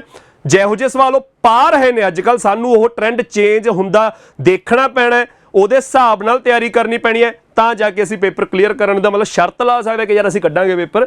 ਪਰ ਉਹਦੇ ਲਈ ਜਿਹੜੀਆਂ 4 ਚੀਜ਼ਾਂ ਦਾ ਧਿਆਨ ਰੱਖਣਾ ਜ਼ਰੂਰੀ ਹੈ, ਉਹ ਇਹ ਹੈ। ਸਭ ਤੋਂ ਪਹਿਲੀ ਗੱਲ ਜਿਹੜੀ ਮੈਂ ਤੁਹਾਡੇ ਧਿਆਨ 'ਚ ਲੈ ਕੇ ਆਇਆ ਕਿ ਬਈ ਨੰਬਰ ਸਿਸਟਮ, ਉਹਦੇ ਵਿੱਚ ਮਿਸਲੇਨੀਅਸ ਕੁਐਸਚਨਸ ਬਣ ਜਾਂਦੇ ਆ, ਸਟੇਟਮੈਂਟ ਬੇਸਡ ਕੁਐਸਚਨਸ ਬਣ ਜਾਂਦੇ ਆ। ਜੇ ਬੱਚੇ ਤੁਸੀਂ ਪੰਜਾਬ ਦੇ ਪੇਪਰਾਂ ਦੀ ਨਾ ਗੱਲ ਕਰੋ, ਤੁਸੀਂ UPSC ਦੀ ਗੱਲ ਕਰ ਲਓ। ਉਹਦਾ UPSC ਦਾ ਆਪਣਾ CSET ਦਾ ਪੇਪਰ ਹੁਣੇ ਜੂਨ ਮਹੀਨੇ ਦੇ ਵਿੱਚ ਹੋਇਆ ਸੀ। ਹਰਿਆਣੇ ਦਾ ਸਾਡਾ ਸਿਵਲਸ ਦਾ ਪੇਪਰ ਜਿਹੜਾ ਆਪਣੇ HAS ਦਾ ਪੇਪਰ ਹੈ ਅਗਸਤ ਮਹੀਨੇ ਦੇ ਵਿੱਚ ਹੋਇਆ ਸੀਗਾ। ਹਿਮਾਚਲ ਦਾ ਪਿਛਲੇ ਸਾਲ ਦਾ ਪੇਪਰ ਮੈਨੂੰ ਪਤਾ ਹੈਗਾ, ਇਸ ਸਾਲ ਪਤਾ ਨਹੀਂ ਹੋਣਾ ਹੈ ਹਲੇ। ਉਹ ਜਿਹੜੇ ਸਿਵਲਸ ਦੇ ਪੇਪਰ ਵੀ ਹੋ ਰਹੇ ਨੇ ਉਹਨਾਂ ਦੇ ਵਿੱਚ ਵੀ ਟ੍ਰੈਂਡ ਚੇਂਜ ਹੋ ਰਿਹਾ ਹੈ, DI ਵੀ ਵੱਧ ਰਹੀ ਆ, ਨੰਬਰ ਸਿਸਟਮ ਵੱਧ ਰਿਹਾ ਹੈ, ਤੇ ਬਾਕੀ ਚੈਪਟਰਾਂ ਦੇ ਵਿੱਚੋਂ ਜਿਹੜੇ ਸਵਾਲ ਬਣ ਰਹੇ ਨੇ ਉਹਨਾਂ ਦੀ ਫਾਰਮੇਸ਼ਨ ਚੇਂਜ ਹੋ ਰਹੀ ਆ। ਤੁਹਾਡੇ ਆਲੇ ਦੁਆਲੇ ਜੇ ਕੁਝ ਬੱਚੇ ਹੋਣਗੇ ਜਿਹੜੇ 2016-17 ਤੋਂ ਤਿਆਰੀ ਕਰ ਰਹੇ ਨੇ, ਉਹ ਬੱਚਿਆਂ ਦੇ ਤੁਸੀਂ ਘਰੇ ਜਾ ਕੇ ਦੇਖ ਲਓ, ਉਹਨਾਂ ਦੇ ਘਰੇ ਹੋਰ ਕੁਝ ਲੱਭੇ ਨਾ ਲੱਭੇ, RS ਅਗਰਵਾਲ ਜ਼ਰੂਰ ਲੱਭਦੀ ਆ। ਕਿਉਂਕਿ ਪੰਜਾਬ ਦੇ ਵਿੱਚ ਇੱਕ ਮਿੱਥ ਵੀ ਰਹੀ ਹੈ ਪਰ ਉਹ ਕਿਤੇ ਨਾ ਕਿਤੇ ਸੱਚਾਈ ਵੀ ਹੈ ਕਿ ਯਾਰ RS ਅਗਰਵਾਲ ਦੇ ਵਿੱਚੋਂ ਬਹੁਤ ਸਿੱਧੇ ਕੁਐਸਚਨ ਬਹੁਤ ਵਾਰ ਪੁੱਛੇ ਗਏ ਨੇ। ਸੋ ਇਸ ਕਰਕੇ RS ਅਗਰਵਾਲ ਕਰਨੀ ਬੱਚਿਆਂ ਨੂੰ ਜ਼ਰੂਰੀ ਲੱਗਦੀ ਵੀ ਹੈ ਤੇ ਅਸਲ ਦੇ ਵਿੱਚ ਜ਼ਰੂਰੀ ਹੈਗੀ ਵੀ ਸੀ। ਪਰ ਆ ਜਿਹੜੇ ਮੈਂ 1-2 ਸਾਲਾਂ ਦੀ ਗੱਲ ਕਰ ਰਿਹਾ, ਇਹ 1-2 ਸਾਲਾਂ ਦੇ ਵਿੱਚ ਇੰਨੇ ਕੁ ਚੇਂਜ ਆ ਗਏ ਕਿ ਅਸੀਂ RS ਅਗਰਵਾਲ ਤੇ ਪੂਰੀ ਦੀ ਪੂਰੀ ਟੇਕ ਲਾ ਲਈਏ ਤਾਂ ਵੀ ਮਾਂਜੇ ਜਾਵਾਂਗੇ। ਸੋ ਇਸ ਕਰਕੇ ਟੀਚਰ ਤੇ ਇੰਨਾ ਕੁ ਭਰੋਸਾ ਰੱਖਣਾ ਜ਼ਰੂਰੀ ਹੁੰਦਾ ਤੇ ਉਹ ਚੰਗੇ ਟੀਚਰ ਤੇ ਜਿਹੜਾ ਆਪ ਇੱਕ ਚੰਗੀ ਰਿਸਰਚ ਕਰਕੇ ਬੈਠਾ ਹੈ, ਜਿਹੜਾ ਇਹ ਸਾਰੇ ਚੇਂਜ ਹੁੰਦੇ ਟ੍ਰੈਂਡਸ ਨੂੰ ਆਪ ਧਿਆਨ ਨਾਲ ਦੇਖ ਰਿਹਾ, ਉਹਦੇ ਤੇ ਟੇਕ ਲਾਉਣੀ ਚੰਗੀ ਗੱਲ ਹੁੰਦੀ ਹੈ ਕਿ ਭਾਈ ਉਹ ਸਾਨੂੰ ਉਸ ਕਿਸਮ ਦੀ ਤਿਆਰੀ ਕਰਾ ਲੂਗਾ ਜਿਹੋ ਜਿਹੀ ਐਕਸਪੈਕਟਡ ਹੋਊਗੀ ਕਿ ਅਗਲੇ ਸਮੇਂ ਦੇ ਵਿੱਚ ਕੁਝ ਪੇਪਰਾਂ 'ਚ ਪੁੱਛਿਆ ਜਾਣਾ। ਸੋ ਇਸ ਕਰਕੇ ਬੱਚੇ ਨੰਬਰ ਸਿਸਟਮ ਆਪਾਂ ਉਨੇ ਹੀ ਧਿਆਨ ਨਾਲ ਦੇਖਾਂਗੇ। ਫਿਰ ਸਾਡੇ ਜਿਹੜੇ ਚੈਪਟਰ ਨੇ ਪਰਸੈਂਟ ਰੇਸ਼ੀਓ, ਏਜਿਸ, ਪਾਰਟਨਰਸ਼ਿਪ, ਇਹ ਚੈਪਟਰਸ ਦੀ ਗੱਲ ਕਰੀਏ ਬੱਚੇ, ਸਭ ਤੋਂ ਇੰਪੋਰਟੈਂਟ ਜਿਹੜੇ 2 ਚੈਪਟਰ ਨੇ, ਮੈਂ ਪਰਸੈਂਟ ਰੇਸ਼ੀਓ ਦੀ ਗੱਲ ਕਰਦਾ ਹੁੰਨਾ ਤਾਂ ਪਰਸੈਂਟੇਜ ਦੇ ਦੇਖੋ ਪਟਵਾਰੀ ਦੇ ਪ੍ਰੀ 'ਚ ਵੀ 2 ਕੁਐਸਚਨ ਨੇ, ਮੇਨਸ ਦੇ ਵਿੱਚ ਵੀ 2 ਕੁਐਸਚਨ ਨੇ, ਕੋਆਪਰੇਟਿਵ ਬੈਂਕ ਦੇ ਪੇਪਰ, ਕਲਰਕ 'ਚ 3 ਪੇਪਰ ਨੇ, ਮੈਨੇਜਰ ਦੇ ਪੇਪਰ 'ਚ 1 ਕੁਐਸਚਨ ਹੈਗਾ, ਪੰਜਾਬ ਪੁਲਿਸ ਦੇ ਪੇਪਰ 'ਚ ਨੈਬ ਆਪਣਾ ਸਬ ਇੰਸਪੈਕਟਰ ਦੇ ਪੇਪਰ 'ਚ ਪਰਸੈਂਟੇਜ ਦਾ ਕੋਈ ਸਵਾਲ ਨਹੀਂ ਆਇਆ। ਪਰ ਇਹਦਾ ਮਤਲਬ ਇਹ ਨਹੀਂ ਕਿ ਪੇਪਰ ਦੇ ਵਿੱਚ ਪਰਸੈਂਟੇਜ ਕਿਤੇ ਨਹੀਂ ਪੁੱਛੀ ਗਈ। ਮੈਂ ਕਿਹਾ ਸੀ ਸਾਡਾ ਅਗਲਾ ਸਾਰਾ ਸਿਲੇਬਸ ਹੈ ਜਿਹੜਾ ਉਹ ਪਰਸੈਂਟ ਰੇਸ਼ੀਓ ਦੇ ਉੱਤੇ ਖੜਾ ਹੈ, ਤਾਂ ਜਿਹੜੇ ਮਰਜ਼ੀ ਚੈਪਟਰ 'ਚੋਂ ਕੁਝ ਪੁੱਛਿਆ ਗਿਆ ਕਿਤੇ ਨਾ ਕਿਤੇ ਪਰਸੈਂਟੇਜ ਤਾਂ ਵਰਤੀ ਹੀ ਗਈ ਹੋਣੀ ਹੈ। ਪਰਸੈਂਟੇਜ ਚੈਪਟਰ 'ਚ ਨਰੋਲ ਕੋਈ ਕੁਐਸਚਨ ਨਹੀਂ ਆਇਆ, ਪਰ ਨੈਬ ਤਹਿਸੀਲਦਾਰ ਦੇ ਵਿੱਚ 2 ਆ ਗਏ, ਕੋਆਪਰੇਟਿਵ ਇੰਸਪੈਕਟਰ ਦੇ ਵਿੱਚ 3 ਕੁਐਸਚਨ ਆ ਗਏ ਜਿਹੜੇ ਸਿੱਧੇ ਪਰਸੈਂਟੇਜ ਦੇ ਉੱਤੇ ਬੇਸਡ ਕੁਐਸਚਨ ਸੀਗੇ। ਸੋ ਪਰਸੈਂਟੇਜ ਸਾਡਾ ਚੈਪਟਰ ਇਸ ਕਰਕੇ ਤਾਂ ਇੰਪੋਰਟੈਂਟ ਹੈਗਾ ਹੀ ਹੈ ਕਿ ਉਹਦੇ ਵਿੱਚੋਂ 2-2 4-4 ਸਵਾਲ ਹਰ ਪੇਪਰ 'ਚ ਆ ਰਹੇ ਨੇ। ਇਸ ਕਰਕੇ ਵੀ ਜ਼ਿਆਦਾ ਇੰਪੋਰਟੈਂਟ ਹੈ ਕਿ ਸਾਡਾ ਅਗਲਾ ਸਾਰਾ ਸਿਲੇਬਸ ਉਹਦੇ ਤੇ ਖੜਾ ਹੈ, ਤਾਂ ਬਾਕੀ ਜੇ ਸਭ ਕੁਝ ਪੜ੍ਹਨਾ ਤਾਂ ਪਰਸੈਂਟੇਜ ਚੰਗੀ ਤਰ੍ਹਾਂ ਪੜ੍ਹਨਾ ਹੀ ਪੈਣਾ। ਫਿਰ ਕੱਲਾ ਪਰਸੈਂਟੇਜ ਨਹੀਂ, ਪਰਸੈਂਟੇਜ ਦੇ ਵਾਂਗੂ ਬੱਚੇ ਸਾਨੂੰ ਰੇਸ਼ੀਓ ਦਾ ਵੀ ਓਨਾ ਹੀ ਧਿਆਨ ਰੱਖਣਾ ਪੈਣਾ। ਪ੍ਰੀ ਦੇ ਵਿੱਚ ਤਾਂ ਇੱਕੋ ਹੀ ਕੁਐਸਚਨ ਆਇਆ ਸੀ, ਮੇਨਸ ਦੇ ਵਿੱਚ ਬੱਚੇ 4 ਕੁਐਸਚਨ ਆ ਗਏ ਸੀ ਰੇਸ਼ੀਓ ਚੈਪਟਰ ਦੇ ਵਿੱਚੋਂ। ਫਿਰ ਕੋਆਪਰੇਟਿਵ ਜਾਂ ਐਕਸਾਈਜ਼ ਦੇ ਵਿੱਚ ਕੁਐਸਚਨ ਨਹੀਂ ਸੀ ਆਇਆ, ਸਬ ਇੰਸਪੈਕਟਰ ਦੇ 2 ਕੁਐਸਚਨ ਆ ਗਏ ਸੀ, ਨੈਬ ਦੇ ਪੇਪਰ 'ਚ 1 ਕੁਐਸਚਨ ਆਇਆ ਹੋਇਆ ਸੀ। ਇਹਦਾ ਮਤਲਬ ਇਹ ਹੈ ਕਿ ਭਾਈ ਚਾਹੇ ਸਾਡੇ PSSB ਦੇ ਐਗਜ਼ਾਮਸ ਨੇ, ਪੰਜਾਬ ਪੁਲਿਸ ਦਾ ਐਗਜ਼ਾਮ ਹੈ, ਚਾਹੇ PPSC ਦੇ ਐਗਜ਼ਾਮਸ ਨੇ, ਪਰਸੈਂਟ ਰੇਸ਼ੀਓ ਚੈਪਟਰ ਦੇ ਵਿੱਚੋਂ 2-2 3-3 2-2 3-3 ਕੁਐਸਚਨ ਲਗਭਗ ਦੇਖਣ ਨੂੰ ਮਿਲ ਰਹੇ ਨੇ। ਨੰਬਰ ਸਿਸਟਮ ਦੇ ਵਿੱਚੋਂ ਤਾਂ ਉਹ ਗਿਣਤੀ ਬਹੁਤ ਜ਼ਿਆਦਾ ਹੈਗੀ, ਪਰ ਪਰਸੈਂਟ ਰੇਸ਼ੀਓ ਦੇ ਵਿੱਚੋਂ ਵੀ 2-2 3-3 ਕੁਐਸਚਨ ਅਸੀਂ ਹਰ ਪੇਪਰ ਦੇ ਵਿੱਚ ਦੇਖ ਰਹੇ ਹਾਂ। ਫਿਰ ਬੱਚੇ ਏਜਿਸ ਚੈਪਟਰ, ਜਿਹੜਾ ਮਰਜ਼ੀ ਪੇਪਰ ਚੱਕ ਲਓ, ਸਬ ਇੰਸਪੈਕਟਰ ਨੂੰ ਛੱਡ ਕੇ ਏਜਿਸ ਦੇ ਵਿੱਚੋਂ ਹਰ ਪੇਪਰ 'ਚ 1 ਸਵਾਲ ਆਇਆ ਹੀ ਆਇਆ ਹੋਇਆ। ਕੋਆਪਰੇਟਿਵ ਇੰਸਪੈਕਟਰ ਦੇ ਪੇਪਰ 'ਚ ਤੁਸੀਂ ਏਜਿਸ ਦਾ ਕੁਐਸਚਨ ਹੁਣੇ ਦੇਖਿਆ ਸੀਗਾ। ਨੈਬ ਤਹਿਸੀਲਦਾਰ ਦੇ ਵਿੱਚ ਏਜਿਸ ਦਾ ਕੁਐਸਚਨ ਤੁਹਾਡਾ ਥੋੜਾ ਜਿਹਾ ਇੰਟਰਸਟਿੰਗ ਆ ਗਿਆ ਸੀ। ਉਹ ਚੰਗੀ ਗੱਲ ਇਹ ਰਹੀ ਕਿ ਨੈਬ ਦੇ ਪੇਪਰ ਤੋਂ ਪਹਿਲਾਂ ਜਿਹੜੇ ਆਪਾਂ YouTube ਤੇ ਸੈਸ਼ਨ ਲਾਏ ਸੀ ਉਹ ਬਿਲਕੁਲ ਸੇਮ ਕੁਐਸਚਨ ਆਪਾਂ ਉਹ ਸੈਸ਼ਨ ਦੇ ਵਿੱਚ ਕੀਤਾ ਸੀ ਜੋ ਕਿ ਪੇਪਰ 'ਚ ਆ ਗਿਆ ਸੀਗਾ, ਪਰ ਉਹ ਆਪਣੇ ਆਪ 'ਚ ਇੰਟਰਸਟਿੰਗ ਕੁਐਸਚਨ ਸੀਗਾ। ਜੇ ਆਪਾਂ ਨਹੀਂ ਵੀ ਕੀਤਾ ਸੀ ਜਾਂ ਚਾਹੇ ਆਪਾਂ ਉਹ ਕੁਐਸਚਨ ਪੇਪਰ ਤੋਂ 4 ਦਿਨ ਪਹਿਲਾਂ ਕੀਤਾ ਸੀ, ਇਰਰਿਸਪੈਕਟਿਵ ਆਫ ਦੈਟ ਇਹ ਕੁਐਸਚਨ ਇੰਟਰਸਟਿੰਗ ਸੀਗਾ।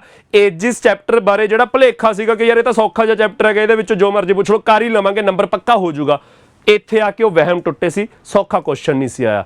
ਇੰਟਰਸਟਿੰਗ ਕੁਐਸਚਨ ਸੀ, ਥੋੜਾ ਜਿਹਾ ਟਿਪੀਕਲ ਕੁਐਸਚਨ ਸੀ, ਆਪਾਂ ਉਹਨੂੰ ਟਫ ਨਹੀਂ ਕਹਿੰਦੇ ਪਰ ਉਹ ਮੋਡਰੇਟ ਸੀਗਾ, ਈਜ਼ੀ ਨਹੀਂ ਸੀ ਵੀ ਦੇਖਣ ਸਾਰਾ ਆਨਸਰ ਆ ਜਾਊਗਾ। ਬੱਚੇ ਪਾਰਟਨਰਸ਼ਿਪ ਇਹੋ ਜਿਹਾ ਚੈਪਟਰ ਹੈ ਕਿਸੇ ਪੇਪਰ 'ਚ ਕਦੇ ਕੋਈ ਸਵਾਲ ਨਹੀਂ ਆਇਆ।